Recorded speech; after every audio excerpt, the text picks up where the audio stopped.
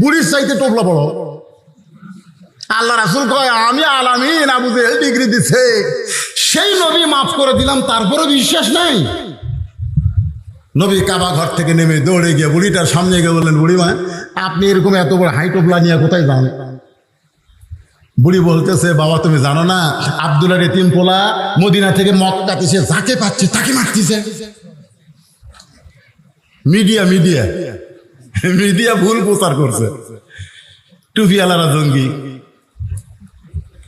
এই সিনেমার মধ্যে হুমায়ুন ফরিদি মস্ত বড় টুপি মুখর দাড়ি, এই শালা এটিএম শামসুজ্জামান ইয়া বড় টুপি মুখর দাড়ি, জুব্বা করে মেয়ে মানুষ দেখলে চোখ মারে। ওরা মিডিয়া সিনেমা দেখে আসা কয় হুজুরাই লুচ্চারে, হুজুরাই লুচ্চারে। আপনারা কম তো এটিএম শামসুজ্জামান কি হুজুর? হুমায়ুন ফরিদি কি হুজুর? এই শালারা তো লুচ্চা, হুজুরের পোশাক পরে। এখন ওইটা দেখে যুবকেরা কয় বজরশিদ মনে হয় তা। আল্লাহ নবী বললেন, বুড়িমা আপনি যে কথা শুনেছেন সেইটা ঠিক নয়। আব্দুল্লাহর এতিম পোলাকে কি আপনি কোনোদিন দেখছেন? আপনি যদি তাকে দেখতেন তাহলে এমন কথা বলতে পারতেন না। বুড়ি বলতে যে বালাই ষাট, খবরদার আব্দুল্লাহর এতিম পোলার কথা আমার কাছে বলিস না বাবা, ওর নাম শুনলে আমি হার্ট ফেল করব। এত ভয় খাওয়া খাচ্ছে, এত মিডিয়া খারাপ প্রচার করছে আমার নবীর চরিত্র নিয়ে।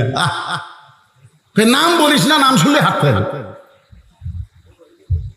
আল্লাহ রাসূল বলে, বুড়িমা তাহলে টোপলা তো টানতে পারতেছেন না, আমি আপনার কুলি হইয়া কোথায় যাবেন সেই পর্যন্ত আপনাকে টোপলা পৌঁছায় দিব। বুড়ি বলতেছে, তুই কোন মায়ের সন্তান রে? তোর মা ভালো, তোর বাবা ভালো। আমার পেটের চারটা সন্তান, আব্দুলের এতিম পোলা ভয়ে হামাক ছাড়িয়া দৌড় মারছে।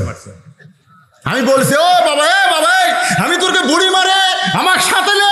আমার ছেলেরা বলতে বুড়ি তুই মর, তোর টান বেড়াতে আমরা মরবো নাকি? আমার সন্তানের আমার ছেড়ে গেল, আর তুই কার মায়ের সন্তান আমার টোপলা টানবি? আল্লাহ রাসূল টোপলা মাথায় নিছে। বুড়ি বলতেছে, টোপলা নিয়ে কি পালায় যাবি? নই বললেন, পালাবো কেন, হাত ধরেন, তালদার পালাচ্ছি না। বুড়ি কয় যাকবারে কুলিও পেলাম, লাঠিও পেলাম। জোরে কোন সুবহানাল্লাহ। নবী আমার কুলি হয়েছে, বুড়ির লাঠি হয়েছে। পাহাড়ের গুহা পর্যন্ত এসে বলতেছে, বাবা এটা হলো নিরাপদ এলাকা, এই গুহার মধ্যে আমি থাকতে চাই। আমার অসংখ্য লোক এই পাহাড়ের গুহার মধ্যে লুকে আছে, আমি এইখানে লুকাবার চাই। আল্লাহ নবী গুহার মধ্যে বুড়িটা টোপলা দিয়া বলে, বুড়িমা তাহলে আপনি থাকেন, আমি এখন চলে যাব। বুড়ি বলতেছে, বাবা তুমি তো চলে যাওয়ার সময় আমি তোমাকে একটা উপহার দেবার চাই। বলে কি উপহার দেবেন? বলেন আমার টোপলার মধ্যে একটা ছুরি রয়েছে, আমার টোপলার মধ্যে একটা ধারালো ছুরি রয়েছে, এই ছুরিটা আমি গোপনে রাইখা দিছি। যদি আব্দুল্লাহর এতিম পোলারে পাইতাম তাহলে ওর বুক বরাবর আমি বসায় দিতাম। আমি আব্দুল্লাহর পোলারে পাইনি, তুমি যদি পাও এই ছুরিখানা তার বুকে বসায় দিও। নবী বুড়িটার ছুরি নিয়ে কান্দের বলে, মাবুদ মক্কার মিডিয়া রাহমাতুল লিল আলামিনকে এমন ভাবে প্রচার করেছে একটা বুড়ি পর্যন্ত তার বুকে ছুরি মারতে চায়।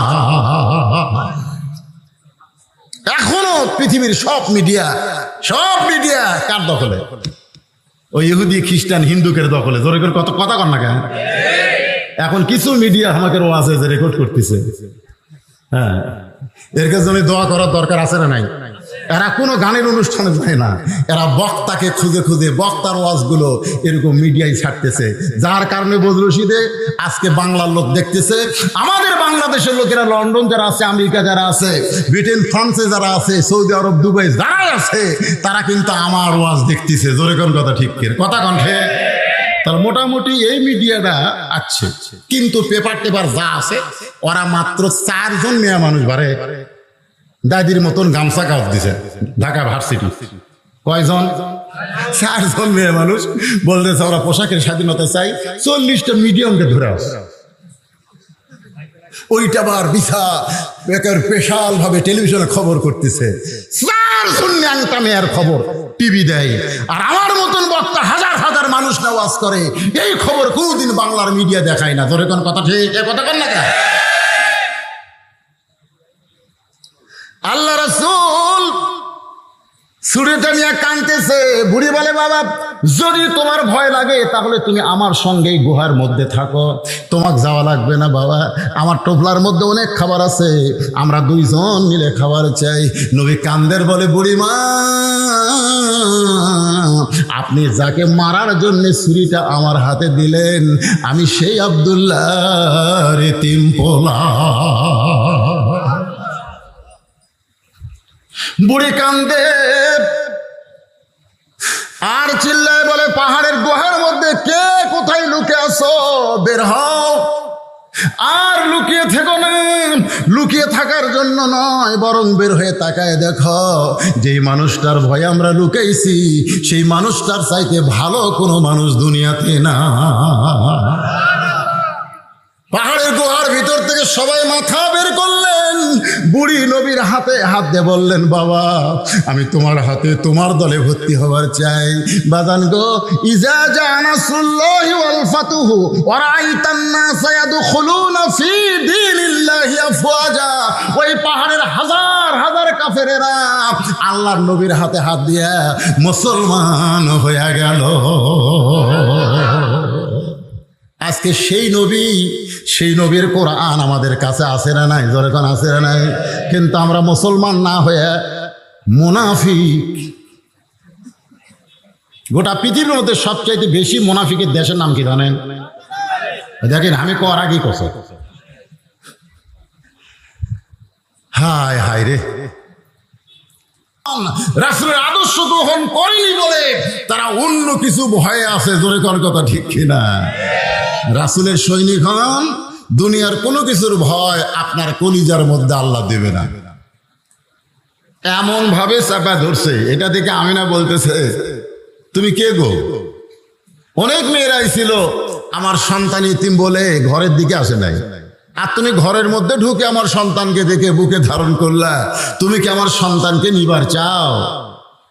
হালিমাতুস সাদিয়া বলে, যেই সন্তানকে বুকের মধ্যে ধারণ করেছি এই সন্তানকে আর মাটিতে নামাতে চাই না। হালিমাতুস সাদিয়া ওই কথাগুলো আরবিতে লিখে রেখেছেন। আমি মক্কা থেকে নবীকে আমার ঘরে নিয়ে আসলাম, আসার পরে আমার যত অসহায়ত্ব ছিল, আমার যত কষ্ট ছিল, আল্লাহ সব কিছু দূর করে দিয়েছে। তখন কি নবী হয়েছে? না, নবী হয় নাই। তারপরেও ছোট্ট মানুষটাকে নেওয়ার কারণে হালিমাতুস সাদিয়া এত দয়া করেছে। আল্লাহ তাআলা হালিমাতুস সাদিয়ার কবর জিয়ারত করার তৌফিক আমাকে দিয়েছে। জান্নাতুল বাকির মধ্যে মা হালিমার কবর রয়েছে, বলেন সুবহানাল্লাহ। তা হালিমার কবরের পাশে দাঁড়িয়ে আমি বলেছিলাম, আল্লাহ এ কত বড় সৌভাগ্যবান নারী যে আমার রাসূলকে স্তনের দুগ্ধ পান করাইছে। জোরে বলেন সুবহানাল্লাহ। নবীজির পিতা আব্দুল্লাহ, নবীজির মাতা আমেনা, নবীজির দুধমা। আপনার সবাই খালি নামটা মুখস্থ করার জন্য আমি এই গজলটা শুরু করলাম। আমি যেই বলবো নবীজির দুধমা, জবান খুলে বলবেন হালিমা, বলতে পারবেন না? নবীজির দুধমা, নবীজির রওজা। মাশাআল্লাহ। এখন আসেন রবিউল আউয়াল চাঁদে আমরা নবীকে কিভাবে গ্রহণ করব, কিভাবে গ্রহণ করা দরকার। আল্লাহ তাআলা পবিত্র কালামুল্লাহ শরীফে বহু জায়গায় এই ঘোষণাগুলো করেছেন। সব জায়গা থেকে আলোচনা করা যাবে না।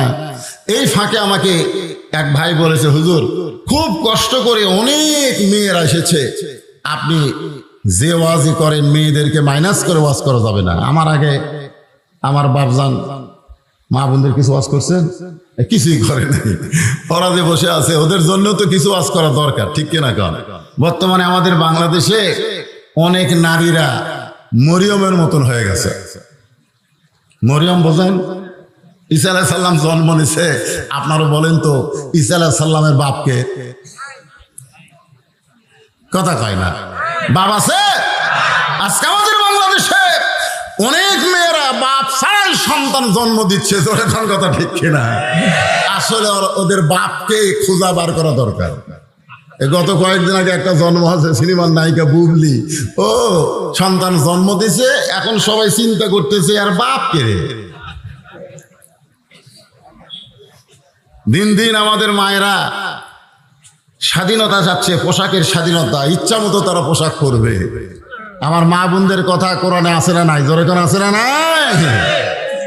আল্লাহ তাআলা পবিত্র কালামুল্লাহ শরীফ ইরশাদ করেন, অকরনা ফি বুয়ুতিকুন্না ওয়ালা তাবাররাজনা তাবাররুজাল জাহিলিয়াতিল উলা।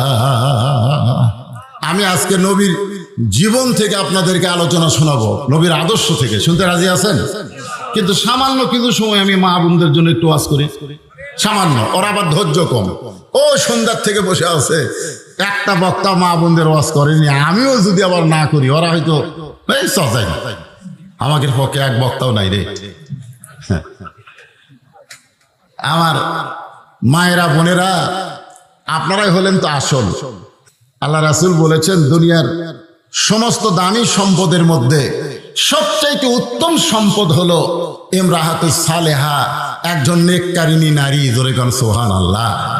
তা আমার মায়েরা যদি ভালো হয়ে যায়, মায়ের পেট থেকে সন্তানগুলো কি হবে? ভালো হবে। আজকে যে সন্তানগুলো কোরআনের মাহফিলে বসে আছে, বিশ্বাস করেন এই সন্তানের মাগুলো ভালো, ভালো মায়ের সন্তান হিসাবেই তারা এই জান্নাতের বাগানে চান্স পেয়েছে। জোরে কোন সুবহানাল্লাহ। আর যে সন্তানগুলো রাস্তাঘাটে ঘোরাফেরা করতেছে, ওরা যখন মায়ের পেটে ছিল না, মা তখন পেটক নিয়ে গোটা পাড়া ঘুরিছে। ওরা মায়ের পেটের মধ্যেই ঘোরনে ব্যারাম পাচ্ছে। জোরে কোন কথা ঠিক কিনা? এরা এরা এই সাইডেও আসবে না, খালি মেলার মধ্যে ঘুরবে আর কাবাব খাবে, চাপ খাবে। আমি তো শুনলাম রসুনের চাপ আছে, চাপ খুঁজতেছে, চাপ। আরে পাগলেরা, কবরের চাপ যদি খাবার না চাও, তাহলে জান্নাতের বাগানে একটু সময় দাও। জোরে কোন কথা ঠিক?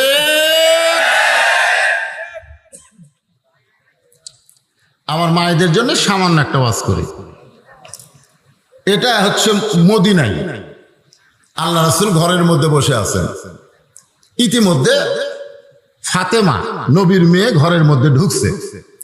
যেই ঘরের মধ্যে ঢুকছে, নবী মুস্কি মুস্কি হাসতেছে।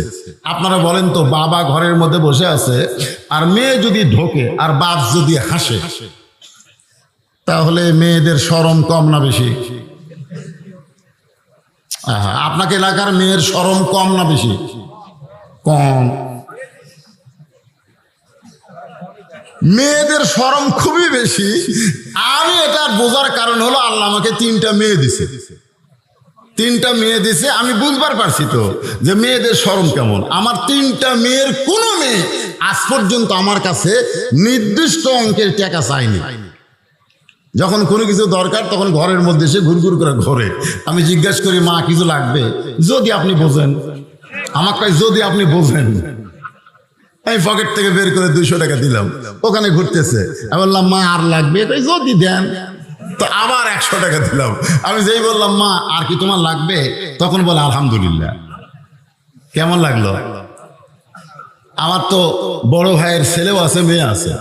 ওরে একদিন জিজ্ঞাসা করলাম, কে রে ভাই, তোর ছেলে যখন তোর কাছে টাকা চায় কিভাবে চায়? তো আমার বড় ভাই বলতেছে, শালার লাগবে 106,000। এমন রাগ হয়ে গেছে, ছেলে বলতেছে শালা লাগবে 106,000। আমি সেদিন বুঝলাম নারীদের শরম আছে, পুরুষদের শরম কম। জোরে কোন কথা ঠিক? আমার সম্মানিত মায়েরা শোনেন, ঘরের ভিতরে নবী যখন মুস্কি মুস্কি হাসে, মা ফাতেমা তখন বলে, বাবা আমাকে দেখে হাসার কারণ কি? আল্লাহ রাসূল বললেন, মা একটা খবর তোমাকে অনেক দিন হলে দিবার চাই, কিন্তু খবরটা দেই না। ফাতেমা বলে, বাবা কি খবর? বলে, খবরটা হলো আল্লাহ তোমাকে তোমার আমল আখলাক দেখে খাতুনে জান্নাত ডিগ্রি দিয়েছে। আল্লাহ তোমাকে দেখে, তোমার আমল আখলাক দেখে। কি ডিগ্রি? কি ডিগ্রি? খাতুনে জান্নাত, মানে জান্নাতি নারীদের নেত্রী, জান্নাতি নারীদের নেত্রী ডিগ্রি দিয়েছে। এই খবর শোনার সঙ্গে সঙ্গে ফাতেমা আলহামদুলিল্লাহ, আল্লাহর শুকর আদায় করে মুচকি মুচকি হাসতেছে। আল্লাহ রাসূল বলে, ফাতেমা তুমি আবার হাসতেছো কেন? ফাতেমা বলে, বাবা আল্লাহ আমাকে এত বড় ডিগ্রি দিয়েছে, তার শুকরিয়াতান আমার জবান থেকে একটু আনন্দ প্রকাশ পায়। জোরে কান সুবহানাল্লাহ। রাসূল বললেন, ফাতেমা আল্লাহ তোমাকে খাতুনে জান্নাত ডিগ্রি দিলে কি হবে মা? তুমি জান্নাতি নারীদের নেত্রী হলে কি হবে? আল্লাহ তাআলা তোমার আগে একজন নারীকে কিন্তু জান্নাত দিবে। যেই বলছে, আপনারা তো সুবহানাল্লাহ করলেন, আপনারা ওয়াজের তালত পড়া সুবহানাল্লাহ করছেন, কিন্তু যেই নবী বলেছে আল্লাহ তোমার আগে একজন নারীকে জান্নাত দিবে, তখন ফাতেমার সুবহানাল্লাহ কয় না। রাসূল বলে, ফাতেমা তোমার কি মন খারাপ? বলে, মন খারাপ হওয়ার কারণ হলো আল্লাহ আমাকে খাতুনে জান্নাত ডিগ্রি দিল, আর আমার আগে একটা মেয়েকে জান্নাত দিবে। কোন আমলের কারণে ওই মেয়েটা আমার আগে জান্নাতে যাবে, এটা না বলা পর্যন্ত আমার মনে আর কোনো আনন্দ নাই। আজকে যে মায়েরা পর্দার অন্তরালে বসে আছেন, ফাতেমা কিন্তু জান্নাতি নারীদের নেত্রী, কিন্তু তার আগে একটা মেয়েকে আল্লাহ জান্নাত দিবে আমল করার কারণে। কোন আমলের কারণে? এই আমলটা পুরুষ মানুষের জন্য শোনা দরকার না হলেও নারীদের জন্য শোনা দরকার আছে না নাই? জোরে করে আছে না না? আপনারা চুপটি করে বসে থাকেন। আজকে সে আমলের কথা আপনাকে বলবো, আপনারা ফাতেমার আগে জান্নাতে যাবেন। সুবহানাল্লাহ। আমার মায়েরা বড় কষ্ট করে বসে আছে, এই জন্য কথাটা বললাম। এখন আসেন, আল্লাহ বললেন, হে রাসূল আপনি বলেন, ইন কুনতুম তুহিব্বুনাল্লাহ ফাত্তাবিউনি ইউহিব্বুকুমুল্লাহ।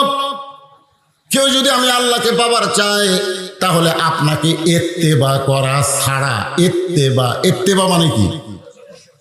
অনুসরণ। আবার এই আয়াতের কিন্তু অনেকে তাফসীর করে, কেউ যদি আল্লাহকে পাবার চাও, রাসূলকে বেশি বেশি মহব্বত করো, রাসূলকে যত বেশি মহব্বত করবে আল্লাহ তোমাদের মহব্বত করবেন। এরকম তাফসীর করে না? এরকম তাফসীর করে। আচ্ছা আপনারা বলেন তো, আবু তালেব রাসূলের চাচা, রাসূলকে মহব্বত কম করছে না বেশি করছে? এরপরেও কি জান্নাতে যাবে? কেন যাবে না? কারণ রাসূলকে মহব্বত করেছে, কিন্তু রাসূলকে ইত্তেবা করে নাই। আমাদের এই জিনিসটা বুঝতে হবে, রাসূলকে শুধু মহব্বত করলে হবে না। আমি নবীরে ভালোবাসি, আমি নবীরে ভালোবাসি, কেমনে যাব মদিনায়, তাকায় দেখে প্রত্যেক দিন সকাল বেলা দাড়ি কামাই। যেরকম কথা ঠিক না?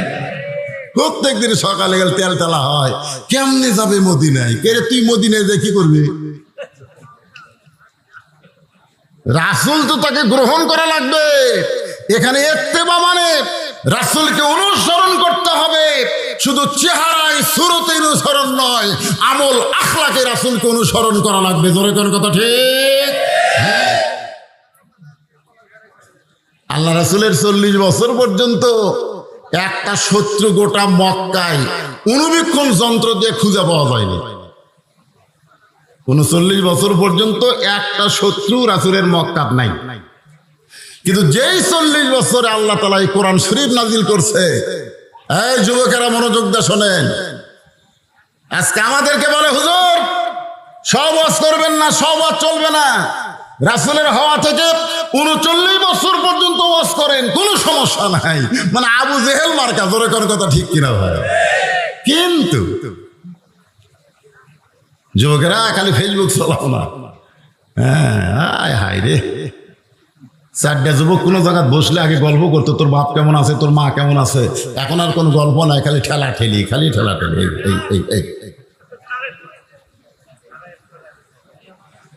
যেই যুবকেরা ফেসবুক নিয়ে, ইন্টারনেট নিয়ে ব্যস্ত হয়ে গেছে, সেই যুবকদেরকে কোরআনের পথে আনাটা খুবই কঠিন। ধরে কোন ঠিক? হ্যাঁ ভাই, যুবকেরা একটু মনোযোগ দিয়ে শোনো বাবা, তোমাদের এই যৌবন থাকবে না, এই যৌবন থাকবে না, এই যৌবনে ভাটি পড়বে, এই যৌবন একদিন চলে যাবে। এই যৌবনটাই আল্লাহর পছন্দ। হাসরের ময়দানে যখন আমরা দাঁড়াবো, আমাকে বলবে, হুজুর রশিদ তোর শৈশবকাল আর তোর বুড়াকালের কোনো হিসাব দেওয়া লাগবে না, তুই যৌবনকালে কি আমল করছিস সেই হিসাব দিয়ে জান্নাতে যা। আমাকে আল্লাহ বলবে যে তোর বুড়া কালে, বুড়া বয়সের কাল এর দরকার নাই, আর শৈশবকালের দরকার নেই, যৌবনকালে কি করছিস? এই যৌবনের হিসাব দিয়ে জান্নাতে যাও। তাহলে আমরা যারা যুবক আছি, এই মুহূর্তে হলো আপনাকে হিসাবের বয়স। জোরে কোন ঠিক? প্রত্যেকটা ধাপ, প্রত্যেকটা কথা হিসাব করে বলতে হবে। তাই রাস্তাঘাটে না ঘুরে, ওই রোশনের চাপ না খায়া তোমরা কোরআনের মাহফিলে যে চাপ দাও। চলে আসো বাবা, চলে আসো, আসেন। অত্যন্ত গুরুত্বপূর্ণ আলোচনা আপনাদের সামনে উপস্থাপন করা হচ্ছে। তাহলে আল্লাহ রাসূলের 40 বছরে যখন এই কোরআন শরীফ আল্লাহ নাজিল করলেন, খুব খেয়াল করবেন, এই কোরআনের প্রথম শব্দ হলো ইকরা। ইকরা মানে পড়ুন। ইকরা মানে কি? পড়ুন। আজকে আমাদের বাংলাদেশের ছেলেরা কোরআন তেলাওয়াতে চ্যাম্পিয়ন হচ্ছে। সুবহানাল্লাহ। যাদের পিছনে সরকার কোটি কোটি টাকা খরচ করে, ওরা তো বিশ্বকাপ দূরের কথা, বিশ্বের একটা চা কাপ পর্যন্ত আনবার পারে না। ধরে কোন ঠিক কিনা? এই যে ক্রিকেট খেলা, হাই রে এশিয়া কাপত যা মার খালো ভাই, একটা দেশকে ঠকাবার পারে নাই। ধরে কোন ঠিক কিনা? আফগানিস্তানের কাছে গাপ খাওয়া, এর কে বেতন 4 লাখ টাকা 5 লাখ টাকা, মাথা ঘুরে। কতদিন আগে মেয়ে মানুষেরা, আমাকে মেয়েরা হাফ প্যান্ট পিন দেয়, ওই নেপালে ফুটবল খেলা নাকি জিতিছে, হাইরে বিমানবন্দরে গলাত মালা ভাই। আর আল্লাহর কোরআন একটু মনোযোগ দিয়ে শোনো যুবকেরা। বিইসমি রাব্বিকাল্লাযী খলাক, খলাকাল ইনসানা মিন আলাক। একটু মনোযোগ দিয়ে শুনবেন। এই যে খালাকাল ইনসান, মানুষকে আল্লাহ সৃষ্টি করেছেন, এই মানুষ সৃষ্টি করার আগে আল্লাহ 3টা শপথ করছে। জোরে কোন কয়টা? দেখেন আমাদেরকে আল্লাহ কত ভালোবাসেন। মানুষ মানুষ পশু পক্ষী না হয়ে, জিন ফেরেশতা না হয়ে আল্লাহ যে আমাদেরকে মানুষ করছে, খুশি না বেজার? হ্যাঁ, দেখেন আল্লাহ শপথ করছে 3টা। 1 নম্বর শপথ হলো তিনের শপথ। 2 নম্বর শপথ হলো জাইতুন, জাইতুনের শপথ। 3 নম্বর শপথ হলো অতুরি সিনিন ওয়া হাযাল বালাদিল আমিন, নিরাপত্তা নগরীর শপথ। এরপর আল্লাহ বলতেছেন লাকাদ খালাকনাল ইনসানা ফি আহসানি তাকবীম। আমি মানুষকে সর্বোত্তম আকৃতি দিয়ে সৃষ্টি করেছি। আমাদের যদি শুধু মানুষ করতো তাও হতো, মানুষ না করে মুসলমানের ঘরে আমাদেরকে কোরআন নামক হেদায়েত আল্লাহ দান করেছে। ধরে কোন সুবহানাল্লাহ। চলে আসলেন খাদিজার কাছে, কোরআন পাশে, শরীর ঘামতেছে, জুব্বা টুব্বা সব ভিজে গেছে। খাদিজা বলতেছে, আজকে খিদা বেশি লাগছে নাকি? আমি প্রতিদিন আপনাকে গাড়ি হীরার মধ্যে খাবার সাপ্লাই করি, আমি নিজে যায় খাবার দেই, আর আজকে নিজেই চলে আইছেন। রাসূল বলতেছেন, খাদিজা আর গাড়ি হীরাই থাকার দরকার নাই, আর অন্ধকারে থাকার দরকার নাই। আল্লাহ সিরাজ মুনিরা নামক কোরআনের আলো আমাকে দান করেছে। ধরে কোন সুবহানাল্লাহ। আল কোরআনের আলো ঘরে ঘরে, ঘরে ঘরে আলো আছে, রাস্তাতে আলো নাই। যখনই ঘরের থেকে বাইর হলাম, ঘর তো আলো, যেই বাইর হলাম এই লাইট ধর, লাইট ধর। তখন আমার আসাদুল ইসলাম ও আবার এই মোবাইলে লাইট ধরলো। তার মানে কি খালি ঘরও তো আলো থাকলে হবে না, রাস্তা তো আলো থাকা লাগবে। জোরে কর ঠিক কিনা? হ্যাঁ, তাহলে এই স্লোগান চলে কেন? এই স্লোগান তো আবু জেহেলের স্লোগান। এই স্লোগান আমাদের চলবে না। আমাদের বলতে হবে আল কোরআনের আলো সব জায়গায় জালো। জোরে কোন ঠিক? স্লোগানটা যুবকেরা, মুরব্বীরা না দেন, আপনাকে দরকার নেই, আপনারা ওল্ড মডেল হয়ে গেছে। আপনারা তো যুবক থেকে যদি, যৌবন থেকে যদি কোরআনের আন্দোলন করতেন, আজকে বাংলাদেশে বাতিলের কোন আস্তানা থাকতো না। জোরে কোন ঠিক?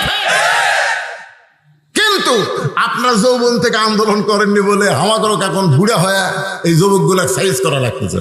এই যুবকেরা গলা খাকারে দাও। আমি যেই বল আল কোরআনের আলো, আপনার বলবেন সব জায়গায় জানো, বলতে পারবেন না? আল কোরআনের আলো, কোরআন হাদিস যেখানে, দুনিয়ার মুসলমান লিল্লাহে তাকবীর। ঘড়ির দিকে তাকে দেখেন রাত বাজতেছে কত?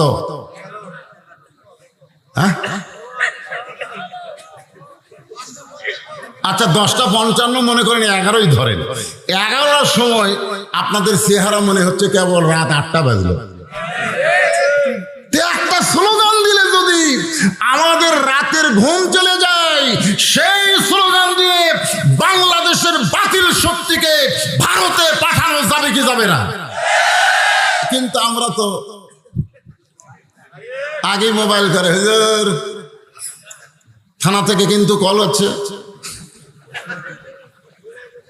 হ্যাঁ, আসেন আমি রাসূলের জীবনী নিয়ে আল্লাহর কোরআন থেকে আলোচনা করব, কারণ রাসূল মানি তো কোরআন। তোর এখন ঠিক কিনা?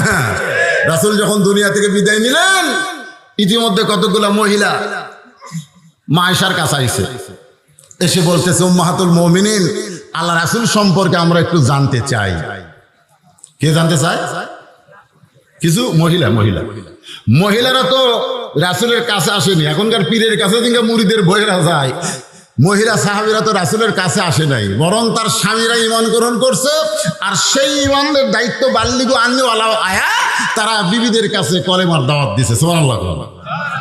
আর এখনকার ভণ্ডরা কি কয়, তুই মুরিদ হইছি, তোর বউ হবি না? তো কয় হুজুর বউ তো লাফাই হওয়ার জন্য, কয় তাহলে একদিন নিয়ে আয়। এরা সব মুরিদ কবে না, যারা জুয়ান তাকলা। তো জুয়ান তাকলা বউ নিয়ে গেছে যে হুজুর আমার বউটাও মুরিদ হবার চায়। তখন বলতে তুই বাইরে থাক, তোর বউকে ভিতরে দে। ভিতরে দিয়ে দরজা বন্ধ করে মুরিদ দেয়। মুরিদ একজন নাউজুবিল্লাহ কয়, আগামীকাল কবেন আপনারা? হ্যাঁ, এরকম ভণ্ডামি আমাদের বাংলাদেশে আছে না নাই? একটু মনোযোগ দিয়ে শুনবেন। আল্লাহ রাসূল সম্পর্কে মহিলারা বলতেছে, মা রাসূল সম্পর্কে আমরা একটু জানতে চাই। আয়েশা বললেন, তোমরা নবী সম্পর্কে জানবে না আমার স্বামী সম্পর্কে জানবে? কটার মধ্যে গুরুত্ব আছে না নাই? তোমরা নবী সম্পর্কে জানবে না আমার স্বামী সম্পর্কে জানবা? মহিলারা বলতেছে, নবীও যিনি আপনার স্বামীও তিনি, নবীও যিনি আপনার স্বামীও তিনি। আয়েশা বলতেছে, এইটা তোমরা বাহির থেকে অনুমান করে বলতেছো নবীও যিনি আমার স্বামীও তিনি, কিন্তু শুনে নাও আমি স্বামী হিসাবে 9 বছর থেকে 18 বছর পর্যন্ত আমার নবীকে দেখছি। আমি 9 বছর ধরে আমার স্বামীকে দেখছি। ধরে কোন কয় বছর?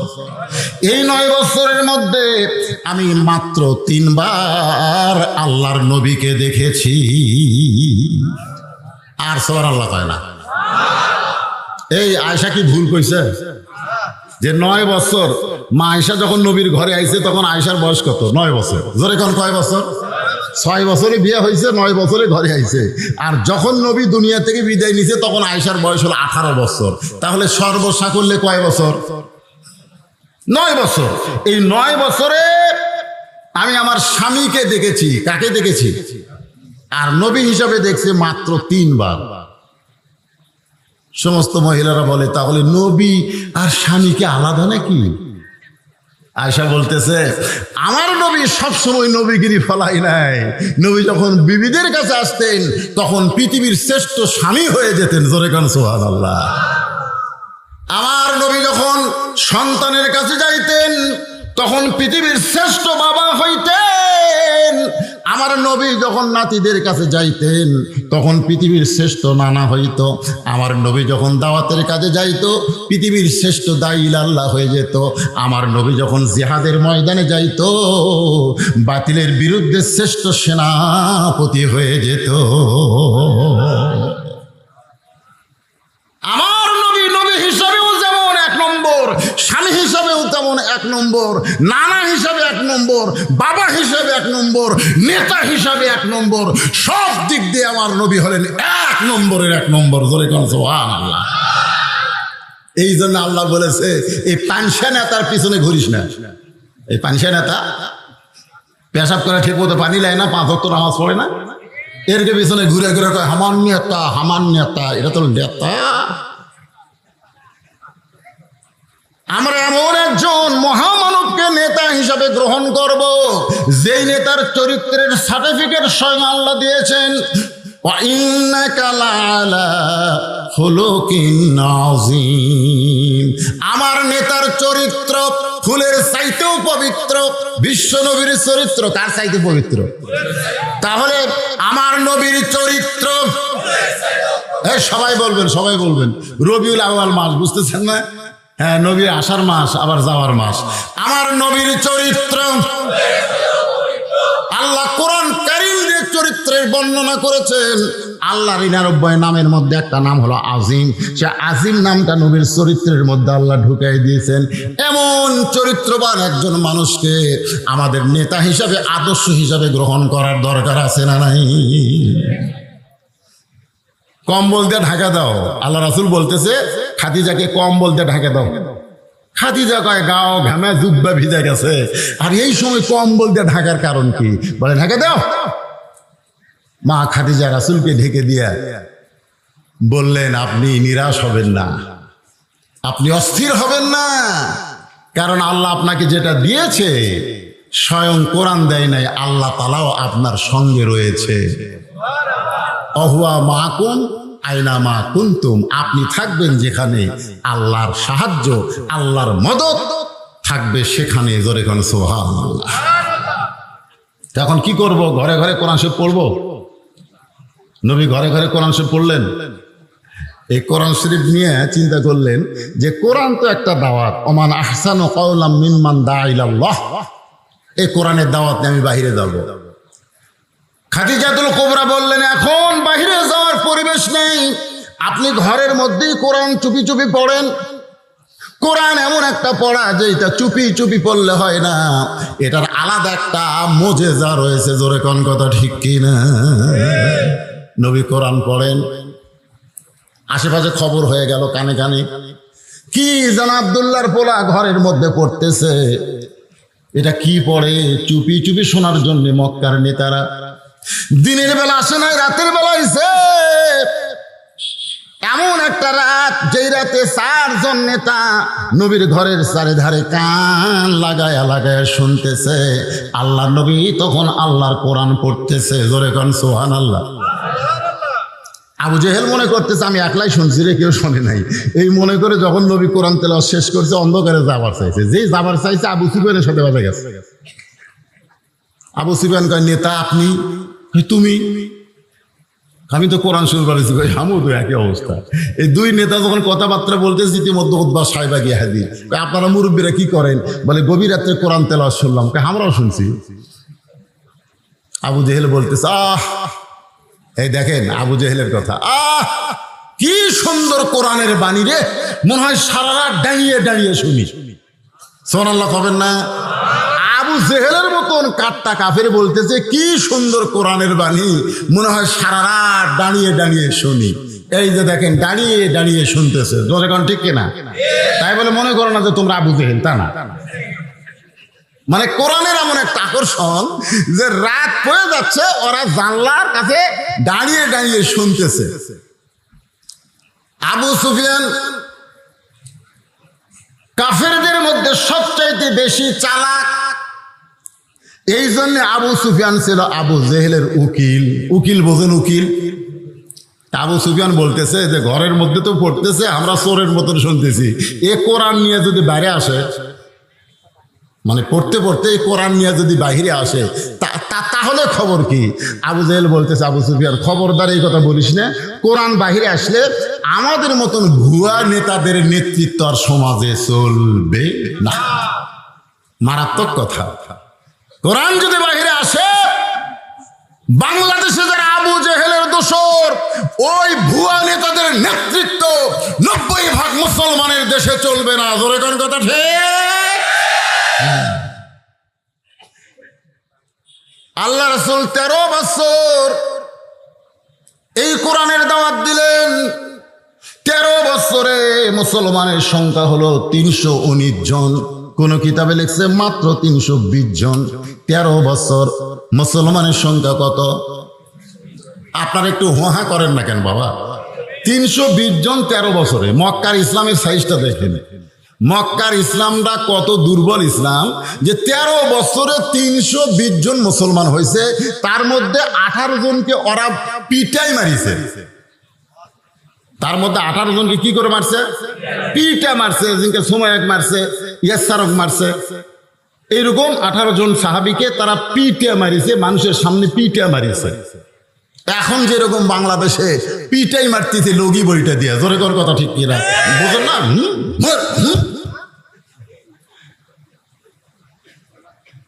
নবী আল্লাহর কাছে কয়, আল্লাহ এত কষ্ট করে এই কয়টা মুসলমান হলো, তাক যদি এরা পিটাই মারে তাহলে ইসলামের অবস্থাটা কি হবে? আল্লাহ বলেন, হাবিব, ইসলামের যদি বিজয় চান তাহলে আবু জেহেলকে নেতা মেনে আপনি ইমাম হলে চলবে না। এমন একটা জায়গায় আপনাকে আমি পাঠাবো যেখানে আপনি ইমামও হবেন আবার নেতাও হবে। মক্কায় নেতা হচ্ছে আবু জেহেল, রাসূল হচ্ছে ইমাম। এই জন্য ইসলামের বিজয় নেই। আমাদের বাংলাদেশে আমরা হলাম ইমাম আর নেতা কারা? কথা কয় না, কথা কয় না। সব কিছুর বেতন বাড়ে কিন্তু আমাদের ইমামের বেতন বাড়ে না।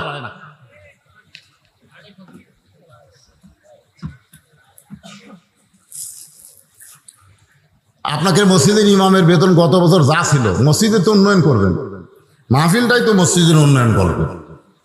তো ইমামের বেতন, ইমাম সাহেব কি এখানে আছে? না, ইমামক দাওয়াত দেননি আপনারা? কুটি ইমাম বারে ঘুম পাড়তেছে নাকি? কোনটা ইমাম? হাত তোলো তো বাবা। মাশাআল্লাহ, খুব সাইজ লাগে আমাদের। তো ইমামের বেতন গত বছর ছিল 86 টাকা কেজি সয়াবিন তেল, এ বছর তো 200 টাকা লাগছে। আপনারা কি বেতন সেই হিসাবে বাড়াচ্ছেন? এই শোনেন, কথা শোনেন, বাজারে গোস্তের দাম বাড়লো, মাছের দাম বাড়লো, ডালের দাম বাড়লো, তেলের দাম বাড়লো, ইমামের বেতন বাড়লো না। ওই ইমামের পিছনে ইক্তেদা মাকরু হবে, মাকরু। ইমামের বেতন বাড়ানোর দরকার আছে না? জোরে করে আছে না? যার পিছনে আপনারা ইক্তেদা করতেছেন সেই ইমামটা এত দুর্বল, কারণ ইমাম নেতা হবার পরে নাই, নেতা আছে আবু জেহেল, যার কারণে 13 বছরে মুসলমান হলো 320 জন। আল্লাহ দেখলেন এভাবে পিটন খাওয়ালে হবে না, পিটন দেওয়ারও একটা ব্যবস্থা করা লাগবে। জোরে কোন ঠিক কিনা?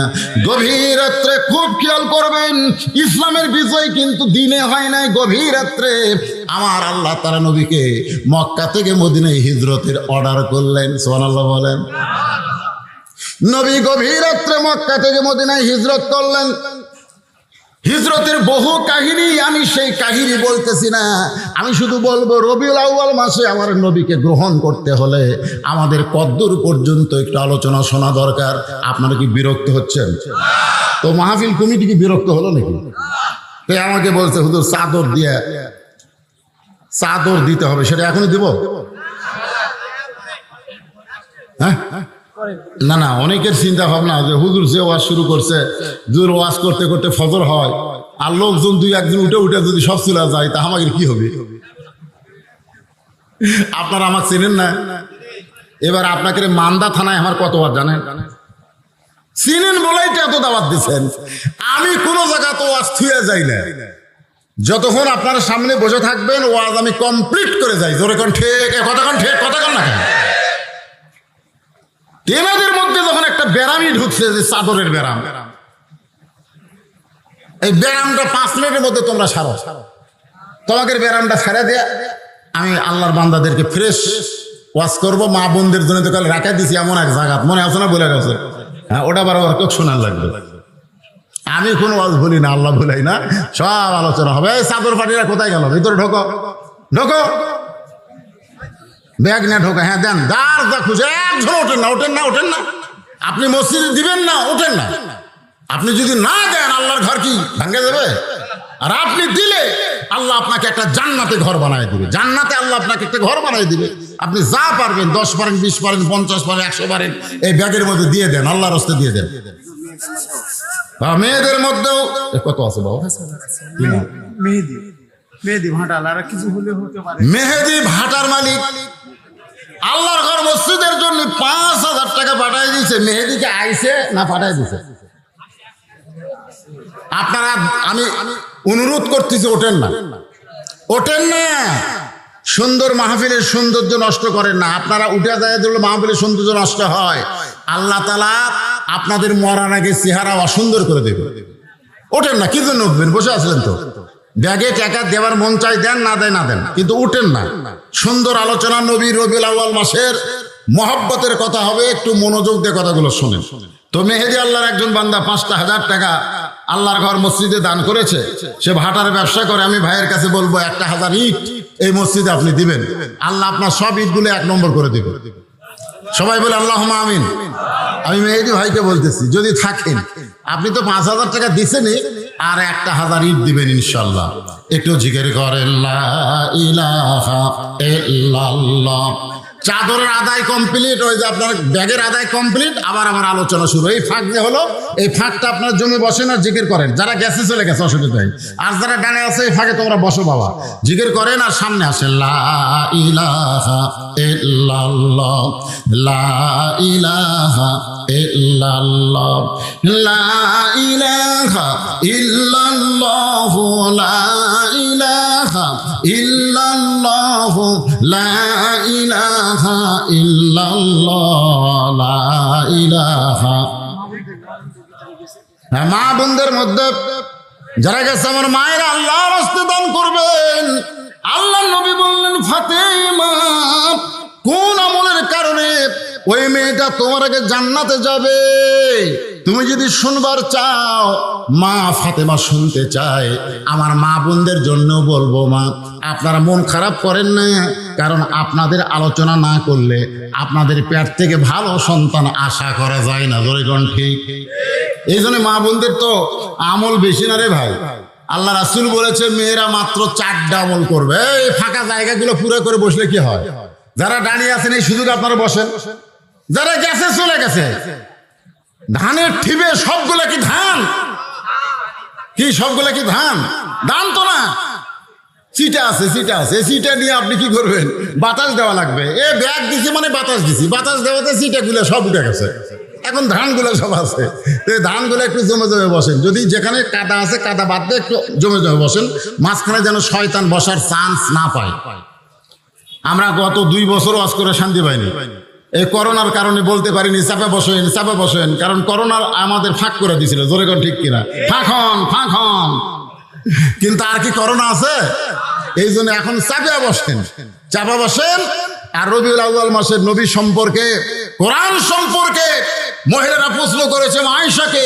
সে বলেছে, 9 বছর আমার স্বামীকে আমি বহুবার দেখেছি, নবী হিসাবে দেখেছি মাত্র কয়বার?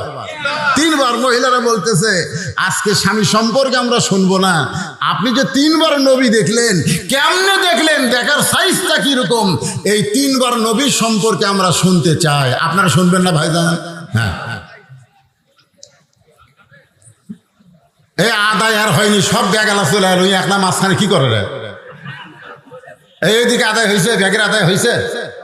চলে আসেন বাবা, ব্যাগগুলো উঠে আসো। মাঝখানে কেউ ব্যাগলে হাঁটলে ওয়াজের নূর নষ্ট হয়ে যায়।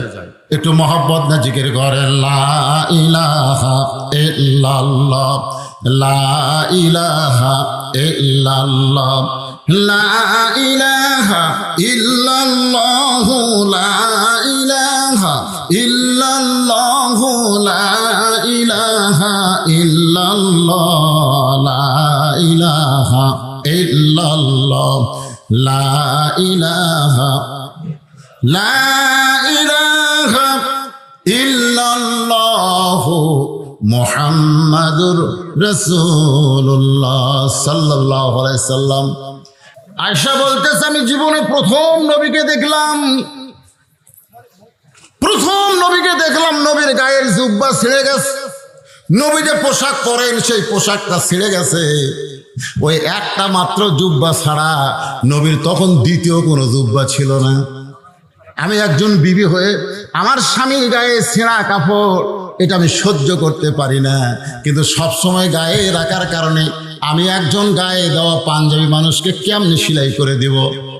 আয়েশা বলতেছে, রে মেয়েরা, জীবনে প্রথমে নবীকে দেখলাম কেমনে। শোনো, নবী যখন ঘুমায় গেছে আমার কাছে, নবী যখন আমার কাছে ঘুমায় গেছে, আমি তাকাই দেখি ওই সিরা পাঞ্জাবি জুব্বাটা নবী আল্লাহর উপরে রাইখা দিছে। আমি এখন ওই জুব্বাটা সেলাই করব, কিন্তু তাকায় দেখি আমার ঘরে আলো জ্বালানোর মতন কোনো তেল ছিল না। আলো যদি জ্বালাবার না পারি তাহলে শুয়ের মধ্যে সুতা কেমনে ঢুকাই দিব, নবীর সিরা পাঞ্জাবি সেলাই করব কেমনে? আমি যখন এই চিন্তা করতেছিলাম, এমন সময় দেখি নবী আমার দিকে তাকায়া ঘুমায় আছে, আমার দিকে তাকায় ঘুমায় আছে। নবী এইভাবে হাত বাড়ায় বলতেছে, কেন আয়েশা তুমি কি আমার পাশে নাই, তুমি কোথায় গেলা? আয়েশা বলতেছে, রে মেয়েরা শোনো, আমি চুপি চুপি নবীর পাঞ্জাবিটা নিয়ে আমি নবীর পাশেই দাঁড়িয়েছিলাম অন্ধকারে। রাসূল মুস্কি হাসিতে বলে, আয়েশা তুমি আমার গায়ের পাঞ্জাবি সেলাই করবা, কিন্তু ঘরে আলো নাই। ঘরে আলো না থাকলে কি হবে? আমি আলো তোমার কাছে রয়েছি। আয়েশা বলে, এই বলে নবী কপালে একটা হাত দিলেন। হাত দেওয়ার পরে হাতটা টান দিয়েছে, গোটা ঘর এত আলো যে একটা সুচ ঘরের মধ্যে পড়ে থাকলেও দেখা যাবে। আমি সুয়ের মধ্যে সুতা ঢোকায় যখন নবীর পাঞ্জাবিটা সেলাই করে দিলাম, এমন সময় আবার আলোটা কোথায় যেন চলে গেল। আমি নবীর কাছে গিয়ে বললাম, কি দেখলাম? ওগো আমি কি দেখলাম? আল্লাহ রাসূল বলেন, আয়েশা স্বামীর বুকের কাছে শুয়েছিলে, স্বামীর পাঞ্জাবিটা সেলাই করবা, কিন্তু আলো ছিল না। কিছুক্ষণ আগে যে আলো দেখলে, আমি তখন নবী হয়ে তোমার সঙ্গে দেখা দিয়েছি। এই জন্য আমাদের নবী আলো, সিরাজাম মুনিরা। একটু মনোযোগ দিয়ে শুনবেন, সেই নবী দুনিয়াতেই রবিউল আউয়াল মাসে এসেছেন, আবার এই মাসে দুনিয়া থেকে মারা গেছেন। অনেকে বলে নবীর জন্ম মৃত্যু দিন। আমরা যারা নবীর আশেক হব, নবীর যাওয়ার দিনকে আমরা মৃত্যু দিন বলবো না, আমরা বলবো নবী বিদায় নিয়েছে। জোরে কোন কথা ঠিক কি না? নবী কি মারা গেছে নাকি? মারা গেছে। যদি মারা যায় তো আপনারা যে দরুদ পড়তেছেন, একদল ফেরেশতা আপনার মুখে দিয়ে সাল্লাল্লাহু আলাইহি সাল্লাম, এটা শেষ হওয়ার সঙ্গে সঙ্গে এই দরুদ নিয়ে রাসূলের রওজার পাশে গিয়ে হাজির হয়। ফেরেশতারা যায় রাসূলকে বলে, ইয়া রাসূলুল্লাহ, ওই যে মান্দার কি পাড়া, হ্যাঁ কয়া পাড়া, আপনার পাগল উম্মতেরা আপনার প্রতি দরুদ পড়েছে, এই দরুদগুলো জমা নেন।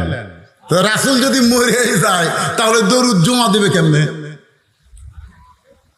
কথাটা বুঝলেন? আমার কথা কি বুঝলেন? হ্যাঁ, একটু মনোযোগ দিয়ে শুনবেন। মেয়েরা বলতেছে, মা আরো দুইবার আপনি নবীরে কেমনে দেখলেন আমরা শুনতে চাই। আমি একে একে সব কথাই বলবো, তবে এখন যেটা বলতেছিলাম, নবী হিজরত করে মদিনায় গেলেন। মদিনায় যাওয়ার পরে আপনারা জানেন, নবী কিন্তু মদিনার অসংখ্য আনসার যারা মদিনার, তারা নবীর কাছে এসে ঈমান গ্রহণ করলো। মুসলমানের সংখ্যা বাড়া শুরু হয়ে গেল। কিন্তু মক্কার আবু জেহেল, উতবা, সাইবা, আবু সুফিয়ান, এদের মাথা ঘুরতেছে। কেরে নবী যে গভীর রাত্রে মক্কা ছেড়ে মদিনায় গেল, মদিনায় যায় কি করতেছে? আচ্ছা আপনারা বলেন তো ভাই, যেই নবীকে ওরা দেখতে পারে নাই, সেই নবী ওদেরকে ওদের দেশ ছাড়িয়ে দিয়ে আর এক দেশত গেছে, তাহলে এরকে মাথা ব্যথার কারণ কি? গেছে ঝামেলা চলে গেছে, জোরে কোন ঠিক কিনা? তারপরেও আবার আবু জেহেলের গ্রুপেরা মিটিং করে বলতেছে, এই নবী যে মদিনাত গেল, মদিনায় যায় কি করতেছে দেখছেন? আচ্ছা আমরা বাংলাদেশে ইসলামী আন্দোলনের কর্মীরা কি করি? এই জন্য আমেরিকা মাথা ঘোরায় গেল। আমরা কি করি? প্রতিবেশী ভারতের মাথা ঘুরে গেল। কারণ ওরা জানে কোরআনের আইন যদি কোনো পৃথিবীর ভূখণ্ডে চালু হয়ে যায়, ওই কোরআনের নূর দিয়া গোটা পৃথিবী দখল হয়ে যাবে। আপনারা জানেন? ওরা জানে, সেই জন্যই তো শুরু করবে প্রণাম দিয়ে। আমাকে এলাকার দুই পুলিশ আমাকে বলতেছে, হুজুর আমরা ওই যে পূজা পড়া দিবার যাচ্ছি, আমি কইলাম প্রণাম করবো না নামাজ পড়বো? কাছে কি যে বিপদ হুজুর, আপনারা হাজার হাজার মানুষ ওয়াজ করেন, আমাকে যাওয়া লাগে না? আরে 3 ঠ্যাক একজনের 10 হাত বানিয়ে থোছে, ওকে আবার পড়া দেওয়া লাগে। তা আমি এক পুলিশ চৌকিদারে বললাম, কি হয়? কিছুক্ষণ পর পর আসে, আমি বললাম ভালোই তো প্রণাম করলো রে, কিন্তু দশমীর দিনে আবার কি করে, কয় ও যে বাঁশ দিয়ে চোকা বাঁশ দেবরি পাশাত আবার যাক প্রণাম করলো তাকে আবার লাটতে লাটতে ডুবালো। জোরে করে কথা কর না কেন? যাক প্রণাম করলো তাকে আবার লাটতে লাটতে ভেঙ্গে ফেলে দিল।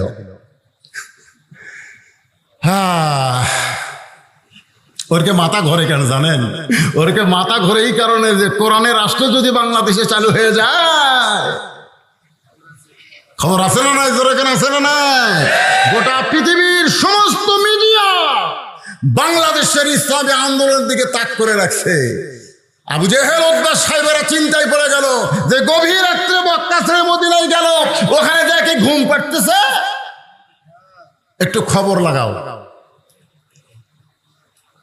কি করতেছে। নবী সাহাবাদের নিয়ে নামাজ কায়েম করলেন, সুবহানাল্লাহ বলেন। মক্কাত কিন্তু নামাজ পাশে, নবুয়তের 10ম বৎসরে মেরাজ হয়েছে, রাসূল নামাজ পাশে 5 ওয়াক্ত, কিন্তু নামাজের কায়েম কিন্তু মক্কাত হয়নি। আমাদের বাংলাদেশেও নামাজ কায়েম কোনোদিন হবি না যতদিন আবু জেহেল নেতা থাকবে। জোরে কোন কথা ঠিক কিনা? কোনোদিন হবে না, যতই মসজিদ বানান নামাজ কায়েম হবে না। খালি কয় হুজুর দোতলা করা লাগবে, দোতলা করা লাগবে। কেন দোতলা কেন?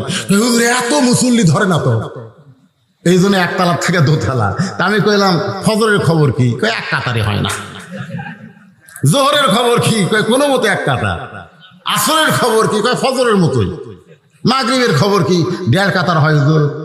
এশার খবর কি? কয় ফজরটা এশাও চাই। তো মসজিদের মধ্যে কয় কাতার আছে? কয় 9 কাতার। তো 9 কাতারে এখনো 2 কাতারে হয়নি, তাহলে দোতলা করবে কেন? তখন একজন সাইড থেকে বলতে যে হুজুর দোতলা করার কারণ হলো ওই যে জুমার দিনে সবার শেষে আসে আগে যায়, ওই শালাকের জন্য দোতলা করা লাগতেছে। ওই শালা, ওরা কিন্তু মুসল্লি না, ওরা হলো শালা। ধরে কোন ওরা কি? আরে উনি তো শালা কইছে। আল্লাহ কোরআনে বলেছে ফাওয়াইলুল লিল মুসাল্লিন, এরা নামাজি নয়, এরা নামাজের নামে ঠাট্টাকারী। জোরে কোন কথা ঠিক কিনা? আমাদের বাংলাদেশে নামাজ কায়েম হবে না। 2-4 জন বুড়া ভাঙ্গা চূড়া মসজিদে যায় সিয়াল দিয়া, ওই গোটা মান্দা ঘুরে ঘুরে বাজার করে। ওই মান্দা ব্রিজ থেকে হাঁটে হাঁটে রিক্সা ভাড়ার ভয়ে বাড়িতে আসে, আর মসজিদে ঢুকে কয় আমার সিয়ার কুটি রে, ওর সিয়ার কুটি রে। যে মিশিং সবসময় চলে না, হঠাৎ 2 বছর পর যদি মিশিং চলাবার জানি চলবি, ওর বল বিয়ারিং সব জাম মারছে। ওই যৌবনকালে নামাজ পড়েনি, ওর হাঁটুর বিয়ারিং টিয়ারিং সব জাম মারছে। ওই জাম মারার কারণে সিয়ার ধরছে। সিয়ার বার করে দেন, সিয়ার একটাও থ চলবে না মসজিদে। কি মন খারাপ করতেছেন? আল্লাহ রাসূল আসরের নামাজের পর সাহাবীর দিকে মুখ ঘুরাইছেন, একটু মদিনার কথা শোনেন, আমার নবীর জীবনী শোনেন। আসরের নামাজের পরে সাহাবীর দিকে মুখ ঘুরাইছেন, সমস্ত সাহাবীদের নিয়ে নবী আলোচনা করতেছেন, সাহাবীরা শুনতেছেন। এমন সময় ফেরেশতা জিবরাইল হাজির। সুবহানাল্লাহ। ফেরেশতা জিবরাইল এসে বলতেছে, ইয়া আইয়ুহান নাবিয়্যু হারজিল মুমিনিনা আলাল কিতাল। আল্লাহু আকবার বলেন না? নবী গো, খালি নামাজের ওয়াজ, রোজার ওয়াজ, তাসবিহ তাহলিলের ওয়াজ করলে হবে না। আপনি কি জানেন যে আপনি মক্কা ছেড়ে মদিনায় হিজরত করেছেন? মক্কার কাফেরেরা বসে নাই, যে কোনো সময় এরা মদিনা আক্রমণ করতে পারে। আর মদিনায় যদি আক্রমণ করে, আপনি দোয়া দিয়া, দরুদ দিয়া, নামাজ দিয়া, রোজা দিয়া আপনি মদিনা বাঁচাবার পারবেন না। মদিনা বাঁচাতে হলে এদেরকে স্ট্যান্ডিং আর্মির মতন গড়ে তুলতে হবে। ওই কাফের বেঈমানদের বিরুদ্ধে লড়াই করতে হবে। ইয়া আইয়ুহান নাবিয়্যু হারজিল, হার্স মানে বোঝেন? হার্স মানে সৈন্য। খালি রুকু সেজদা করলে হবে না, এটাও করা লাগবে। ক্যাডার হওয়া লাগবে। ক্যাডার বোঝেন? পুলিশ দেখলে ভয় দৌড় দেন কেন? পুলিশ দেখলে দৌড় দেন কেন? আত্তাকুল্লাহ হাক্কা তুকাতিহি, আল্লাহর ভয় যথাযথ কলিজার মধ্যে থাকলে মুসলমান আজরাইলকে ভয় করে না। জোরে কোন কথা ঠিক কিনা? আজরাইল তুই আমার জান কবজ কর, আমি জান্নাতে যাই। জোরে কেন? সুবহানাল্লাহ। কে রে মুসলমান, ভয় কিসে? আল্লাহ কোরআনে বলেছে আমার রাস্তায় মর, দুনিয়ার মানুষ তোদেরকে মৃত্যু বললেও আমি আল্লাহ ঘোষণা করে দিলাম, ওয়ালা তাকুলু লিমান ইউকতালু ফি সাবিলিল্লাহি আমওয়াত বাল আহইয়া, বাল আহইয়া, তোর মৃত্যু নাই, তুই অমর। দুনিয়ার মানুষ তোকে কবরে রাখবে, আর আমি আল্লাহ জান্নাত থেকে তোর কবরে রিজিক পৌঁছায় দিব। তোর কোন সুবহানাল্লাহ। যদি কবরে থাকতে ভালো না লাগে, তোর জন্য ইল্লিন নামক জান্নাতের বাগান বানাই রাখছে। মুসলমান পিছন দিকে পালাবে না, মুসলমান সৈন্য হয়ে সামনের দিকে যাবে, বাতিল পালিয়ে যাবে। জোরে কোন কথা ঠিক কিনা?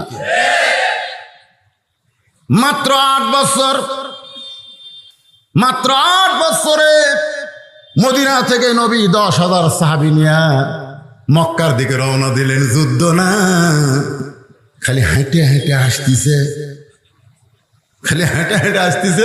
2-1 জন ঘোড়া চড়িছে। ওই যে ধুলে দেখে মক্কার কাফেরা কয়, লুকাও রে।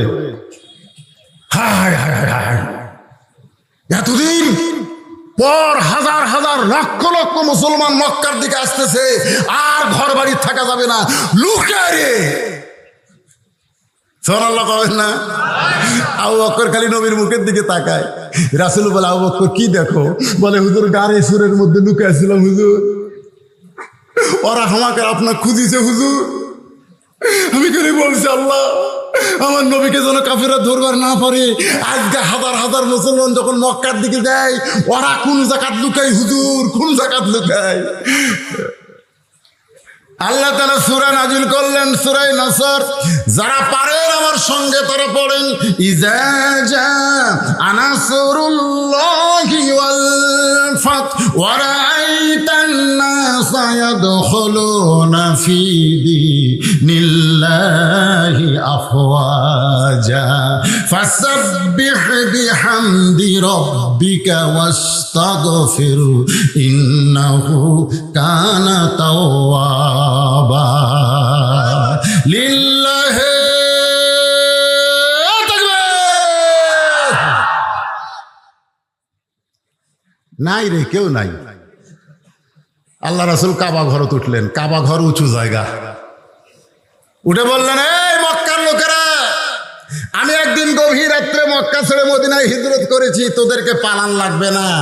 তোরা যতই যুদ্ধ অপরাধী হ, আমি রাসূল তোদেরকে মাফ করে দিলাম, ফাঁসি দিব না। সুবহানাল্লাহ না?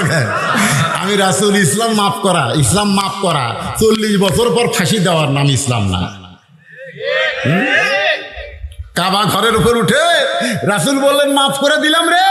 এ আবু জাহেলের বেটা ইকরাম ইবনে জাহেল, যে উহুদের ময়দানে নেতৃত্ব দিয়ে আমার দান্নান শহীদ করেছিস, তোকে মাফ করে দিলাম। রে আবু সুফিয়ান, উহুদের ময়দানে তুই নেতা হয়েছিলিস, তোকে মাফ করে দিলাম। রে হিন্দা, আমার চাচা আমির হামজার কলিজা চাবায় খাইছিস, তোরে মাফ করে দিলাম। ধরে কোন সুবহানাল্লাহ। হাসি, হ্যাঁ, মিথ্যা সাক্ষী দিয়ে হাসি দেয়। হ্যাঁ, মাফ করে দিছে। রাসূল কাবার উপর থেকে দেখে এক বুড়ি মানুষ টোপলা লিয়া পড়ে আর ওঠে, পড়ে আর ওঠে। হাই রে বুড়ি রে, বুড়ির চাইতে টোপলা বড়। আল্লাহ রাসূল কয়, আমি আলামিন, আবু জেহেল ডিগ্রি দিছে, সেই নবী মাফ করে দিলাম, তারপরে বিশ্বাস নাই। নবী কাবা ঘর থেকে নেমে দৌড়ে গিয়ে বুড়িটার সামনে গিয়ে বললেন, বুড়িমা, আপনি এরকম এত বড় হাই টোপলা নিয়ে কোথায় যান? বুড়ি বলতেছে, বাবা তুমি জানো না, আব্দুল্লাহর এতিম পোলা মদিনা থেকে মক্কাতে সে যাকে পাচ্ছে তাকে মারতেছে। মিডিয়া মিডিয়া মিডিয়া ভুল প্রচার করছে। টুপিওয়ালারা জঙ্গি। সিনেমার মধ্যে হুমায়ুন ফরিদি, মস্ত বড় টুপি, মুখর দাড়ি। এই শালা এটিএম শামসুজ্জামান, ইয়া বড় টুপি, মুখর দাড়ি, জুব্বা করে মেয়ে মানুষ দেখলে চোখ মারে। ওরা মিডিয়া সিনেমা দেখে আসা কয়, হুজুরাই লুচ্চা রে, হুজুরাই লুচ্চা রে। আপনারা কম তো এটিএম শামসুজ্জামান কি হুজুর? হুমায়ুন ফরিদি কি হুজুর? এই শালারা তো লুচ্চা, হুজুরের পোশাক পরে। এখন ওইটা দেখে যুবকেরা কয়, বজরশিদ মনে হয় তা। আল্লাহ নবী বললেন, বুড়িমা, আপনি যে কথা শুনেছেন সেইটা ঠিক নয়। আব্দুলের এতিম পোলাকে কি আপনি কোনোদিন দেখছেন? আপনি যদি তাকে দেখতেন তাহলে এমন কথা বলতে পারতেন না। বুড়ি বলতেছে বালাই ষাট, খবরদার আব্দুলের এতিম পোলার কথা আমার কাছে বলিস না বাবা, ওর নাম শুনলে আমি হার্ট ফেল করব। এত ভয় খাওয়া কাছে, এত মিডিয়া খারাপ প্রচার করছে আমার নবীর চরিত্র নিয়ে। নাম বলিস না, নাম শুনলে হার্ট ফেল। আল্লাহ রাসূল বলে বুড়িমা তাহলে টোপলা তো টানতে পারতেছেন না, আমি আপনার কুলি হইয়া কোথায় যাবেন সেই পর্যন্ত আপনাকে টোপলা পৌঁছায় দিব। বুড়ি বলতেছে তুই কোন মায়ের সন্তান রে? তোর মা ভালো, তোর বাবা ভালো।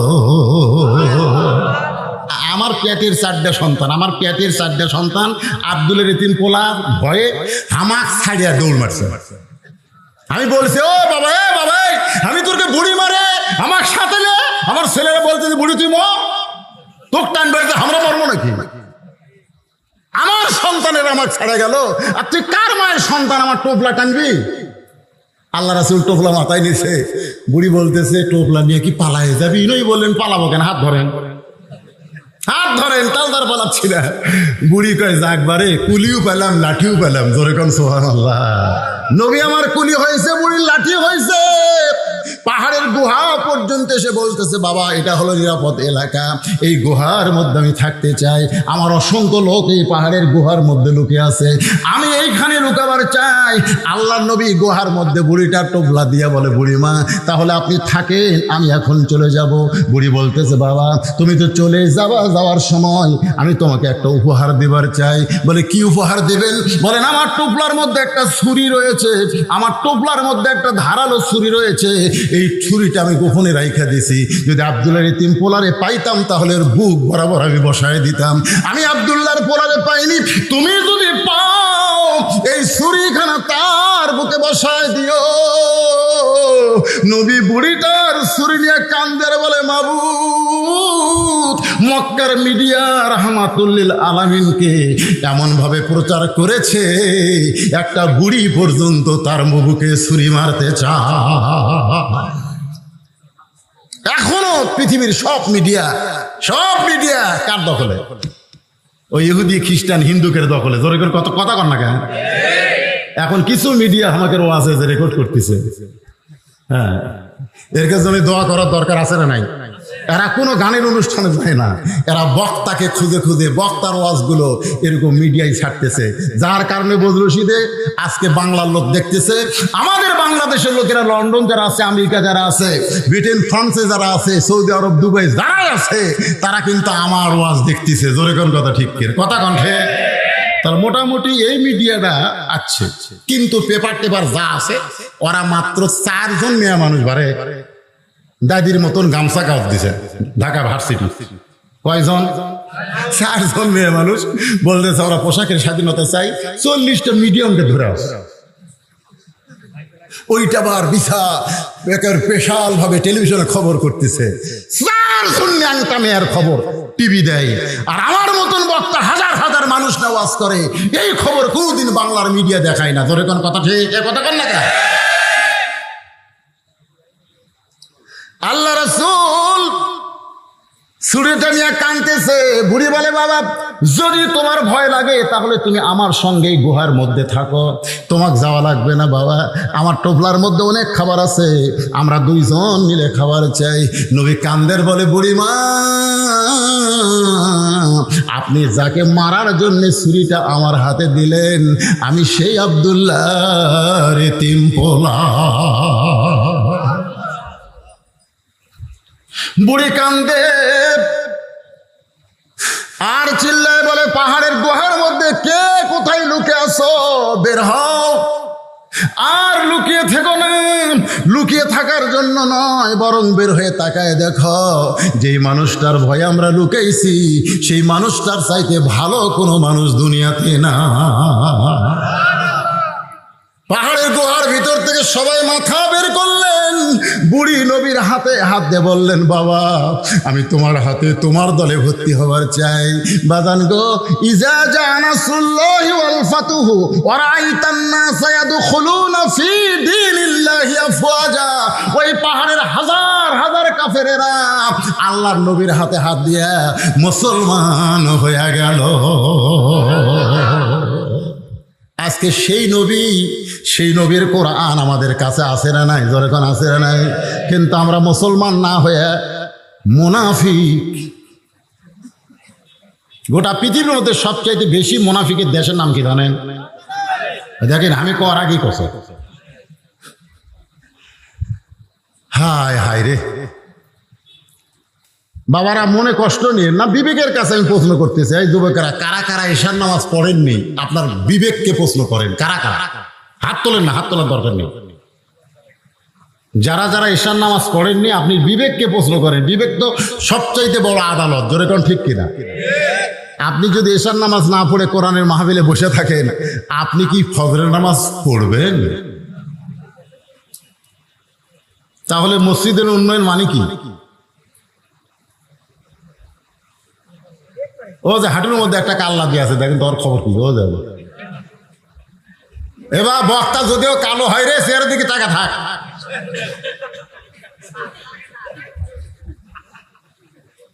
কি ভাল লাগতেছে না? টাকায় থাকেন।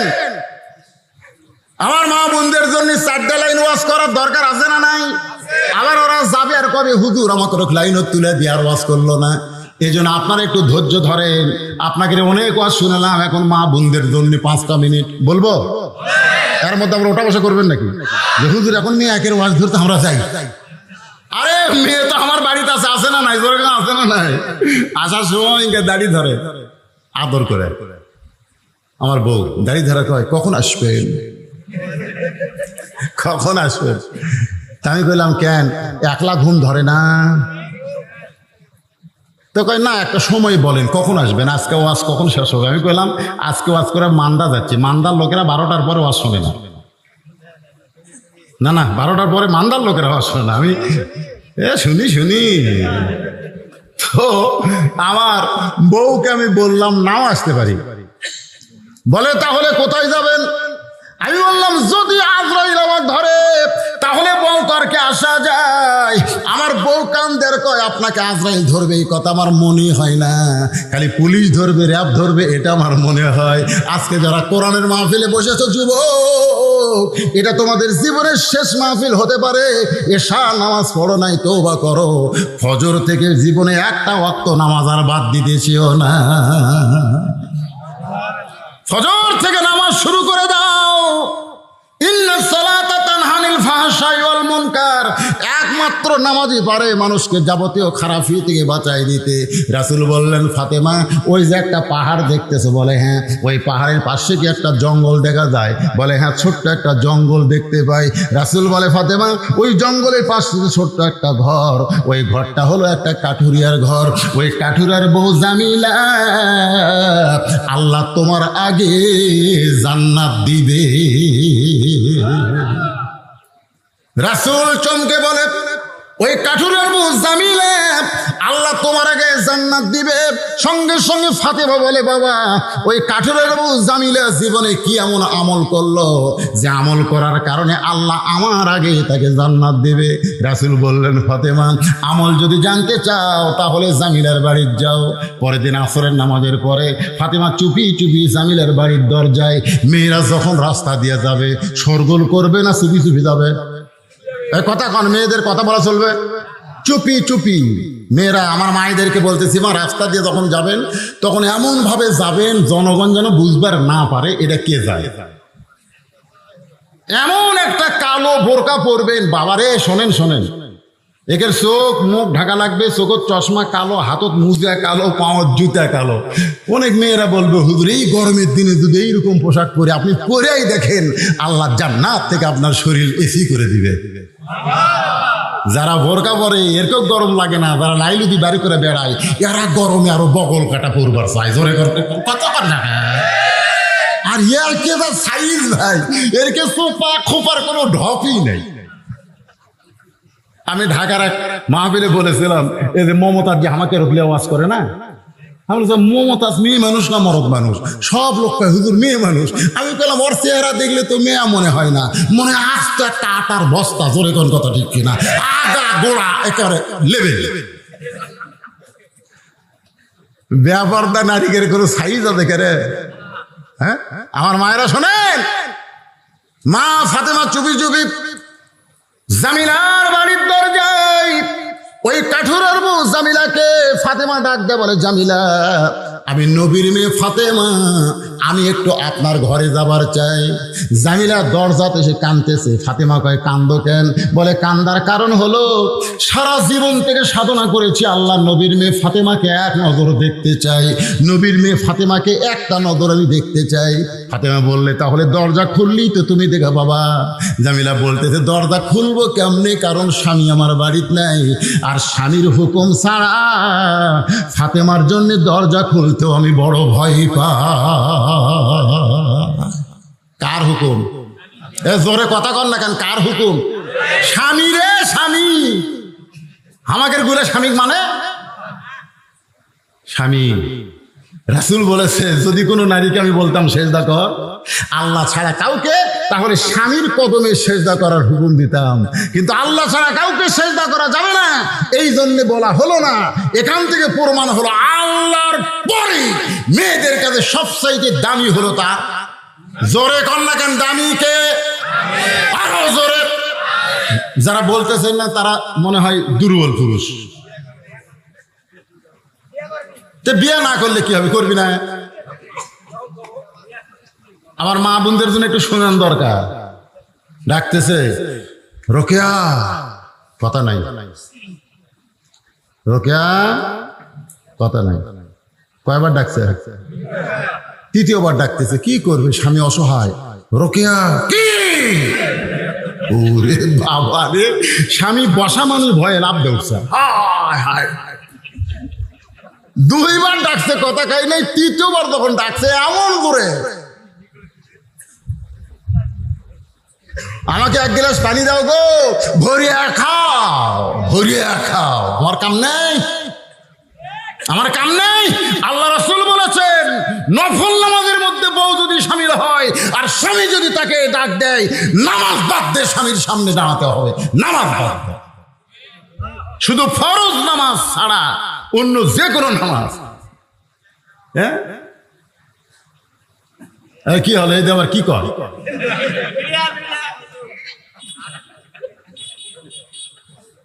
গোসল করার আগে দুপুর বেলায় বউকে বলতেছে আসো গো, রাত্রে তোমারও ঘুম বেশি আমারও ঘুম বেশি, দিনের বেলা একটু লুটুলুটু খেলি। বউ বলতেছে আমি রোজা আছি, আমি রোজা আছে, স্বামী জানাইনি। আমি মায়েদের পায়ে হাত দিয়ে বলতেছি নফল নামাজ, নফল রোজা স্বামীর হুকুম ছাড়া করা যাবে? জোরে কোন করা যাবে? না শব্দ করে কোন করা যাবে? ফাতেমা চমকে উঠে বলতেছে জামিলা, তাহলে কি তুমি দরজা খুলবা না? জামিলা বলতেছে আজকের মতো আপনি ফেরত যান, আজকের মতো ফেরত যান, আগামীকাল এই সময় আসবেন, দরজা খুলে দিব। কারণ স্বামী যখন কাঠ বিক্রি করে বাড়িতে আসবে, স্বামীর কাছ থেকে দরজা খোলার হুকুম নিব। ফাতেমা মনে মনে কয় আল্লাহ রে, এটা কেমন বউ রে, স্বামীর হুকুম নাই দেখে হামাক ঘুরে দিচ্ছে। কাক ঘুরে দিচ্ছে? খাতুনে জান্নাত ঘুরে দিচ্ছে, স্বামীর হুকুম নাই। পরদিন ফাতেমা আবার চুপি চুপি, কি আমলের কারণে আমার আগে জান্নাত যাবে জানা লাগবে না? পরের দিন আবার চুপি চুপি যেই বের হয়েছে, হোসাইন পিছন থেকে ডাক দেয়, বলে মা গতকাল কোথায় গেছিলেন? আজকে আমি যাবো। একলা একলা তো ভালোই ঘুরতেছে। ফাতেমা দেখলো হোসাইন তো যে যে দি কি করবে, হোসাইনকে সঙ্গে নিয়ে গেছে। দরজার কাছে যা হোসাইন বলতেছে মা, এই ভাঙ্গা বাড়ির দরজা আপনি গতকাল আসছেন, আবার আজকে পাচ্ছেন। ফাতেমা বলতেছে জামিলা দরজা খুলে দাও। জামিলা বলতেছে দরজা খোলার জন্য 1 ঘন্টা হলে দাঁড়িয়ে আছে, কিন্তু খোলা যাচ্ছে না। ফাতেমা বললেন খোলা যাবে না কেন? বলে কে যেন বললো মা, মা ওই সন্তানকে নিয়ে যদি ঢুকতে চান তাহলে আজকের মতো আপনি ফেরত যান। আর সন্তানকে বাইরে রেখে যদি আপনি একা ঢোকার শর্ত দেন তাহলে আমি দরজা খুলবো, কারণ আমার স্বামী শুধু আপনার ব্যাপারে অনুমতি দিছে, আপনি সন্তান নিয়ে আসবেন সেই অনুমতি আমার স্বামীর কাছ থেকে নেওয়া হয় নাই। ফাতেমা বলতেছে খুব ছোট রে, কেবল 4 বছর, এই 4 বছরের বাচ্চা কিন্তু বুঝবি না। জামিলা বলতেছে আপনি খাতুনে জান্নাত হতে পারেন কিন্তু ফতুয়া কম বোঝেন, ফতুয়া কম বোঝেন, 4 বছরের বাচ্চা বুঝবি না। আল্লাহ রাসূল বলেছেন তোমার সন্তান যতদিন তোমার দুধ পান করবে ততদিন সন্তানের সামনে স্বামী স্ত্রী মহব্বত করো, অসুবিধা নেই। আমার কথা কি বুঝতে পারলেন? 2 বছর পর্যন্ত সন্তান মায়ের কি পান করে? দুধ পান করে। সন্তান দুধ পান করার বয়সে সন্তান যদি ঘরের মধ্যে থাকে, আপনি আপনার বউকে আদর করেন, সোহাগ করেন, সন্তান দেখবি ঠিকই, বুঝবি না। কিন্তু যেই দুধ ছাড়ার বয়স হয়েছে 2.5 বছর, তখন সন্তান ঘরের মধ্যে চেতন থাকলে আপনি যদি আপনার বউকে আদর করেন, ওই বাইরে এসে বলতে পারে আব্বা তাই মাছ চাপা ধরছিল রে, বলতে পারে। চিন্তা করে দেখেন, নিজের 2.5 বছরের বাচ্চার সামনে আমার হালাল বউকে আমি আদর করতে পারবো না। আর 14ই ফেব্রুয়ারি ভ্যালেন্টাইন ডে কলেজ ভার্সিটি পার্কে মনে কাতি বেশা কুত্তে জোড়া লাগছে, জোরে কোন কথা ঠিক না? হয় বাংলাদেশে। আর নতুন একটা খবর হলো ইডেন কলেজ। কি কলেজ? ছেলে বাবা আর চাচা গেছে মেয়ে দেখতে, মেয়ে দেখা পছন্দ হয়ে গেছে, তো বাবা যা হাদিয়া টাকা টুকা দিছে, দিয়ে এখন বলতেছে বিয়ের বাপকে যে আপনার মেয়েকে আমাদের পছন্দ হয়েছে। তো ছেলে আর বাপ চাচা যখন আসতেছে তখন ছেলে বলতেছে আব্বা পছন্দ তো করলেন কিন্তু মেয়েটা কোন কলেজে পড়ে শোনা লাগবে। তো বলে বাবা তা তুই শোনাই। তো ছেলে যায় মেয়ে বলতেছে আপনার তো আমার বাপ মা পছন্দ করছে, তা আপনি কোন কলেজে পড়েন? মেয়ে কছে ইডেন। যে ইডেন কছে ভাই ওই এত জোরে দরজা ভেঙে গেছে। বাপ কয় কেড়ে দৌড়েস তো ইডেন কলেজে যারা পড়ে এরা হলো ব্যবসা, ওর বিয়ে করে কোনো লাভ নেই, বিয়ার আগে ওরকে কামকা সব হয়ে যায়।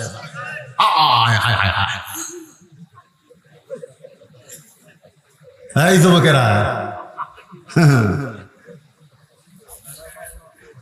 কারণ বিয়ার আগে সবকিছু দেখবেন, বিয়ার পরে আর আফসোস করা লাভ হবে না। ওর নানি দেখেন, ওর মাও দেখেন, অক দেখেন। বিয়ার আগে দেখেন, বিয়ার পরে দেখে কান্দে মরা লাগবে, জোরে কোন কথা ঠিক কিনা? এই জন্য একটা কথা আছে, ভাবিয়া করিও কাজ। আমার সঙ্গে সবাই একটু বলেন, ভাবিয়া করিও কাজ, করিয়া ভাবিও না।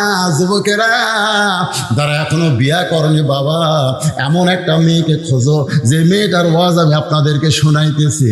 এবার ফাতেমা বলতে জামিলা তাহলে আজকেও কি দরজা খুলবো না? বলে আপনার হোসাইন সঙ্গে আছে, আজকেও দরজা খোলা যাবে না। হোসাইন সঙ্গে সঙ্গে বলে মা এই বেয়াদব মেয়েটা আমার মতন ছোট্ট বাচ্চার সঙ্গে থাকার কারণে দরজা খোলো না, এই বেয়াদব মেয়েটার কাছে তুমি কেন আসো মা? ফাতেমা কান্দের বলে হোসাইন রে তুমি যারে বেয়াদব বলতেছো বাবা, তোমার নানা বলেছে ওই মেয়েটা তোমার মায়ের আগে জান্নাতে যাবে। হোসাইন তুমি যাকে বেয়াদব বলতেছো তোমার নানা বলেছে ওই মেয়েটা তোমার মায়ের আগে জান্নাতে যাবে। কোন আমলের কারণে? কোন আমলের কারণে? আমল হলো একটাই, যে মেয়েটা স্বামীর কথা মতো চলে ওই মেয়েটাকে আল্লাহ জান্নাত দিয়া দিবে। আমার মায়েরা যারা আছেন মা, 1 নম্বর আমল হলো নামাজ, 2 নম্বর হলো রমজান মাসের রোজা, 3 নম্বর সতীত্বের হেফাজত পর্দা করা, আর 4 নম্বর স্বামীর কথা মতো চলা। এই 4টে আমল যদি আপনারা করতে পারেন মা, আপনাদের আর কোনো ওয়াজ লাগবে না, আপনারা ফাতেমার সাথে জান্নাতি হবে। সুবহানাল্লাহ বলেন। নবীর কাছে গেছে, বুঝলেন? হোসেন কার কাছে গেছে? তাকান কার কাছে? নবীর কাছে গিয়ে বলে না আমার মায়ের আগে একটা মেয়ে জান্নাত যাবে। তুমি কইছো কি আমল করে যা খোঁজ লেওয়া লাগবে কেন? দুনিয়ার যত কিছু আগে তোমার কাছে আসে, তারপরে মানুষের কাছে প্রচার হয়, ঠিক কিনা বলেন? আল্লাহ রাসূল এই যে কোরআন শরীফ দেখতেছেন, এটা আগে আগে কার কাছে আইছে? রাসূলের কাছে। এমন ভাবে নবীর হাত ধরছে, এভাবে হাত চাপে ধরে বলতেছে, না না, কোন আমলের কারণে কাঠুরের বউ জামিলা আমার মায়ের আগে জান্নাত যাবে না বলা পর্যন্ত আমি হাতই ছাড়বো না। নবীর হাত ধরেনি তো, নানার হাত ধরছে। আমার না নবী হলো বিশ্ব নানা, ধরে খান সুবহানাল্লাহ, সবচাইতে ভালো নানা, এমন ভাবে হাত ধরছে। নবী ডাক দিয়ে, চালিয়ে আলে। আলী দৌড়ে এসে বলে, হুজুর কি হয়েছে? বলে, তোর বেটা আমার হাত যেভাবে ধরছে। এই হোসেন, হাত ছেড়ে দাও। হোসেন বলতে, আব্বা আপনি জানেন কি অকাম করছে?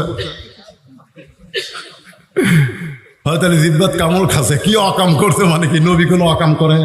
কিন্তু লাকি যে বর্তমান সরকার আর চর্ম নাই, এই কিন্তু লাকি আর নানার অভিনয় চলতেছে। জোরে কোন কথা ঠিক কিনা?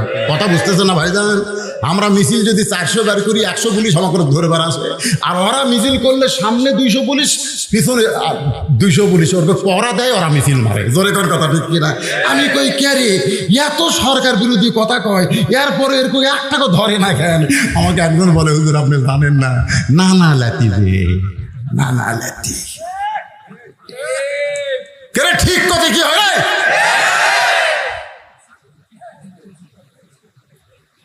ও শেষ করবো 12টা বাচ্চা, কিন্তু না কতক্ষণ চলবে সেটা ভিন্ন কথা, কিন্তু হা করা লাগবে। আমি যে কথাগুলো বলতেছি, কথাগুলোর দাম নেই, তাহলে হা করবেন না কেন? অকাম করছে, নবীর কথা বলতেছে। কি অকাম করছে আব্বা জানেন? নবী মুসকি মুসকি হাসতেছে, কারণ এই তো নবী হিসাবে কয় নাই, নানা হিসাবে কয়। হযরত আলী বলে, হোসাইন কি করেছে তোমার নানা? বলে, কাঠুরে বউ জামিলে আমার মায়ের আগে জান্নাতে যাবে। এই কথাটা নানা কেমনে বলে? আল্লাহ রাসূল বলে, আলী রে তুমি বলে দাও, কোন আমলের কারণে ওই কাঠুরার বউ জামিলা ফাতেমার আগে জান্নাতে যাবে? আলী বলতে, হুজুর আপনি কিন্তু নিষেধ করেছিলেন। আল্লাহ রাসূল বলে, আলী আজকে বলার হুকুম দিলাম। ফাতেমা দৌড়ে এসে স্বামীর হাতটা ধরে বলতেছে, তাহলে কাঠুরের বউ জামিলা আমার আগে জান্নাতে যাবে, এটা কি আপনি জানেন? বলে, আমি জানি না, আল্লাহর নবী আমারে জানাইছে। ফাতেমা বলে, তাহলে কেমনে? রাসূল বললেন, শোনো ফাতেমা, তোমার কি মনে আছে একদিন দুপুর বেলায় তুমি একটা ওড়না এনে আমার হাত দিয়ে বললে, স্বামী গো আজকে 2 দিন হলে হাসান হোসেন না খেয়ে কাঁদতেছে, ঘরে খাবার কিছু নাই, আপনার হাতেও টাকা নাই, এই ওড়নাটা বিক্রি করে যেই টাকা হবে সেই টাকা দিয়ে সামান্য খাদ্য কিনে নিয়ে চলে আসেন।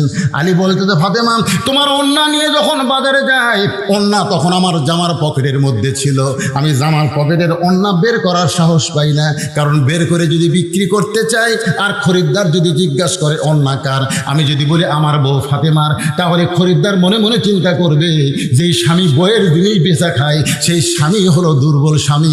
ও ফাতেমা, আমি তোমার ওড়না পকেটের মধ্যে নিয়ে বাজারের মধ্যে যখন ঘুরতেছিলাম, বিক্রি করার সাহস পাচ্ছিলাম না, এমন সময় এক খরিদ্দার আমাকে সালাম দেয়, বলে, আলী ভাই আমার মনে হয় আপনি কিছু বিক্রি করবেন।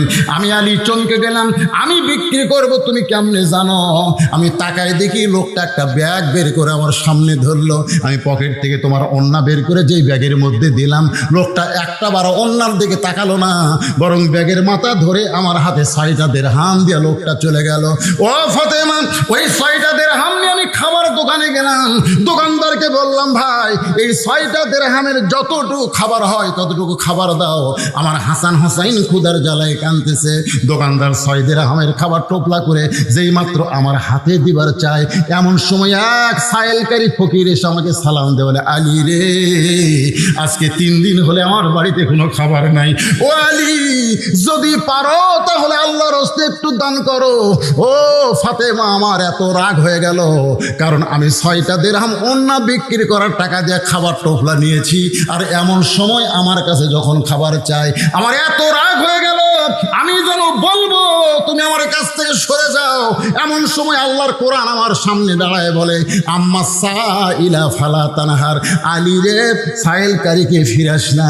আমি পকেট থেকে একটা দিরহাম বের করে ওই ফকিরকে যখন দিবার চাই, এমন সময় আল্লাহর কোরআন বলতেছে, ওমা তুনফিকু মিন শাইইন ফি সাবিলিল্লাহি ওয়াফা ইলাইকুম ওয়া আনতুম লা তুজলামুন। আলী রে ফকিরকে যদি একটা দিরহাম দেস, আল্লাহ তোকে 10টা দিরহাম দেবে। 2টা দিরহাম দিলে তুই 20টা পাবি। 6টা দিরহাম যদি দেশ আলী, আল্লাহ তোরে 60 দিরহাম দিয়া দিবে। আমি আলী আল্লাহর কোরআনকে বিশ্বাস করে ফকিরকে যেই মাত্র 6টা দিরহাম দিলাম, ফকির কোথায় যেন চলে গেল। দোকানদার বলল, আলী ভাই খাবার টোপলার খবর কি? আপনি তো টোপলা না নিয়ে ওই টাকা দান করে দিলেন। আলী বলতেছে, 2 বস্তা প্যাকেট কর। 1 টোপলা দিয়ে আমার হবে না, 2 বস্তা প্যাকেট কর। দোকানদারকে 2 বস্তা প্যাকেট করতে বলে আলী বলে, ফাতেমা আমি বাজারের মধ্যে ঘুরতেছিলাম আর মনে মনে বলতেছিলাম, আমার আল্লাহ তো মিথ্যা বলবে না, আল্লাহর ওয়াদা সত্য। ইন্নাল্লাহ ওয়াদু হাক্কুন, আল্লাহর ওয়াদা হলো সত্য। এই বিশ্বাস করে বাজারের মধ্যে ঘুরতেছি ফাতেমা, এমন সময় দেখি একটা ব্যক্তি উট নিয়ে আসতেছে। আমারে সালাম দে, বলে, আলী ভাই উটটা কি আপনি কিনবেন নাকি? আমি কইলাম, আমার পকেটে 1টা টাকাও নাই, আমি উটটা কেমনে কিনবো? উটওয়ালা বলতেছে, 100 দিরহামে বাকিটা উটটা কিনেন, বিক্রি করে আপনি টাকা দিবেন, সেটাও কি পারবেন না? আলী বলে, ফাতেমা রে এই সুযোগ আমি হাতছাড়া না করে ওই উটটা 100 দিরহামে কিনে উটের বাজারে যখন নিয়ে গেলাম, চারিদিক থেকে খরিদ্দার আমাকে ঘিরে ধরে বলতেছে, আলী ভাই এই উটের ব্যবসা কবে শুরু করলেন? আমি কইলাম, কবে শুরু করি আর যখনই করি সেটা বিষয় না, উটটা তোমরা নিবা কিনা? এক খরিদ্দার কানে কানে বলতেছে, উটটা আমার পছন্দ হয়েছে, আপনাকে 160 দিরহাম দিতে চাই। আলী বলে, ফাতেমা ওই 100 দিরহাম ওটালাকে দিয়া বাকি 60টা দিরহাম দিয়া 2 বস্তা খাবার, 1 বস্তা কান্দে আর 1 বস্তা হাতে করে যখন দরজায়, তোমার কি মনে আছে তুমি দরজা বন্ধ করে দিলে? আমি বললাম, ফাতেমা দরজা খোলো। তুমি শুধু বললা অন্য বিক্রি করে টাকা দিয়া 1 টোকলা খাবার হবে, 2 বস্তা খাবার কোথায় পাইলেন? যতক্ষণ 2 বস্তা খাবারের কথা না বলবেন ততক্ষণ আমি ফাতেমা দরজা খুলবো না। আর রিজালু কাওয়ামুনা আলান নিসা, আল্লাহর কোরআন বলতেছে পুরুষেরা নারীদের উপরে থাকবে। ফাতেমা দরজা না খুললে আমি বলবো না। ফাতেমা বলতেছে, আপনি না বললে দরজা খুলবো না। ও ফাতেমা, তোমার কি মনে আছে তুমি যখন দরজা খুললাই না? কারণ তুমি এমন একজন নারী, তুমি এমন একজন বউ, স্বামী কেমনে কামাই করে খুদ থেকে নিয়ে আসে, বেতন পায় 5000 আর বাসা ভাড়া 10,000, প্রত্যেক বাজার ইলিশ কিনা আনে। এই শালা যে ঘুষ খায়, এটা বইয়ের ধরার দরকার আছে না নাই? দরকার আছে না নাই? তুমি এমন বউ যে অন্য বিক্রয়ের টাকা দিয়ে 1 টোপলা হবে, তুমি 2 বস্তা দেখে যখন দরজাই খুললা না, তখন আমি কান্দের হাতে বসতাম রাগ করে আল্লাহর নবীর দরবারে। আমি যখন নবীর দরবারে, তখন নবী বসেছিলেন, আমাকে দেখেই নবী দাঁড়িয়ে গেলেন, আমার কাঁধ থেকে বস্তা নামায় নিলেন, হাত থেকে বস্তা নামায় নিলেন। আমি বললাম, নবী গো আপনি এত ভালো, অথচ আপনার মেয়ে ফাতেমা দরজা খুললো না। আপনি আমার কাঁধ থেকে বস্তা নামায় নিলেন, কিন্তু আপনার মেয়ে ফাতেমা দরজা খুললো না। রাসূল মুসকে হাসিতে বলে, আলী রে যদি ফাতেমা দরজা খুলতো তাহলে তুমি কি আমার কাছে আসতে? তাই না? তা তো আসতাম না। তো দরজা খোলেনি, না খোলার কারণে তুমি আমার কাছে আইছো। এখন তুমি বলো তো, তোমার কাছ থেকে অন্য কে কিনছে? আলী কয়, হুজুর আমি তো জানি না। তোমার কাছ থেকে যে ফকির ভিক্ষা লিছে সেই ফকিরের খবর কি? আলী কয়, হুজুর আমি তো জানি না। তোমার কাছে যে উট বিক্রি করলো আর যে উট কিনলো, এর কে খবর জানা আছে? আলী বলতে, তো হুজুর আমি কিছুই জানি না। রাসূল বললেন, জানবা, কারণ আনা মাদিনাতুল ইলমে ও আলিউ বাবুহা, আমি হচ্ছে ইলমের শহর আর তুমি হচ্ছে তার দরওয়াজা। জোরে কর সুবহানাল্লাহ। কেরে ফাতেমার ওড়না দুনিয়ার কোনো মানুষ কিনতে পারে? ফাতেমা হলো পর্দানিশী, তার ওড়না ফাতেমা না বুঝে তোমাকে বিক্রি করে দিতে পারে, কিন্তু দুনিয়ার কোনো মানুষ কিনতে পারে ফাতেমার ওড়না? এক আলী ছাড়া দুনিয়ার কোনো পুরুষ লাগবে পারবে? এই জন্য আমি আল্লাহ ফেরেশতা পাঠাচ্ছি, 6 দিরহাম দিয়ে যাও ফাতেমার ওড়না কিনে জান্নাতে জমা দাও। ফাতেমার ওড়না জান্নাতে আছে, নবী বলতেছে ওই 6 দিরহাম তোমাকে দিছে। তুমি যখন খাবার কিনবার গেছো তখন আল্লাহ তাআলা বলতেছে, আল্লাযী খালাকা লাকুম।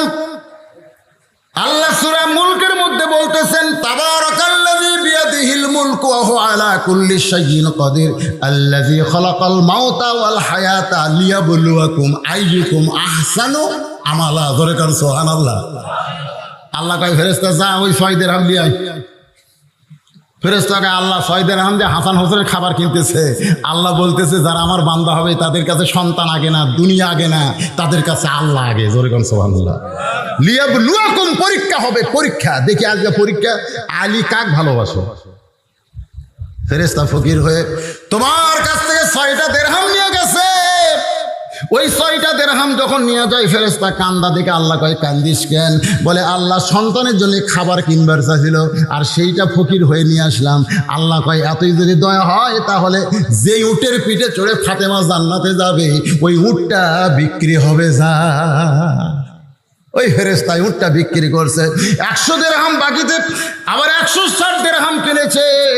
100 দিরহাম তারে দেওয়ার পরে বাকি 60 দিরহাম দিয়ে 2 বস্তা খাবার কিনেছ।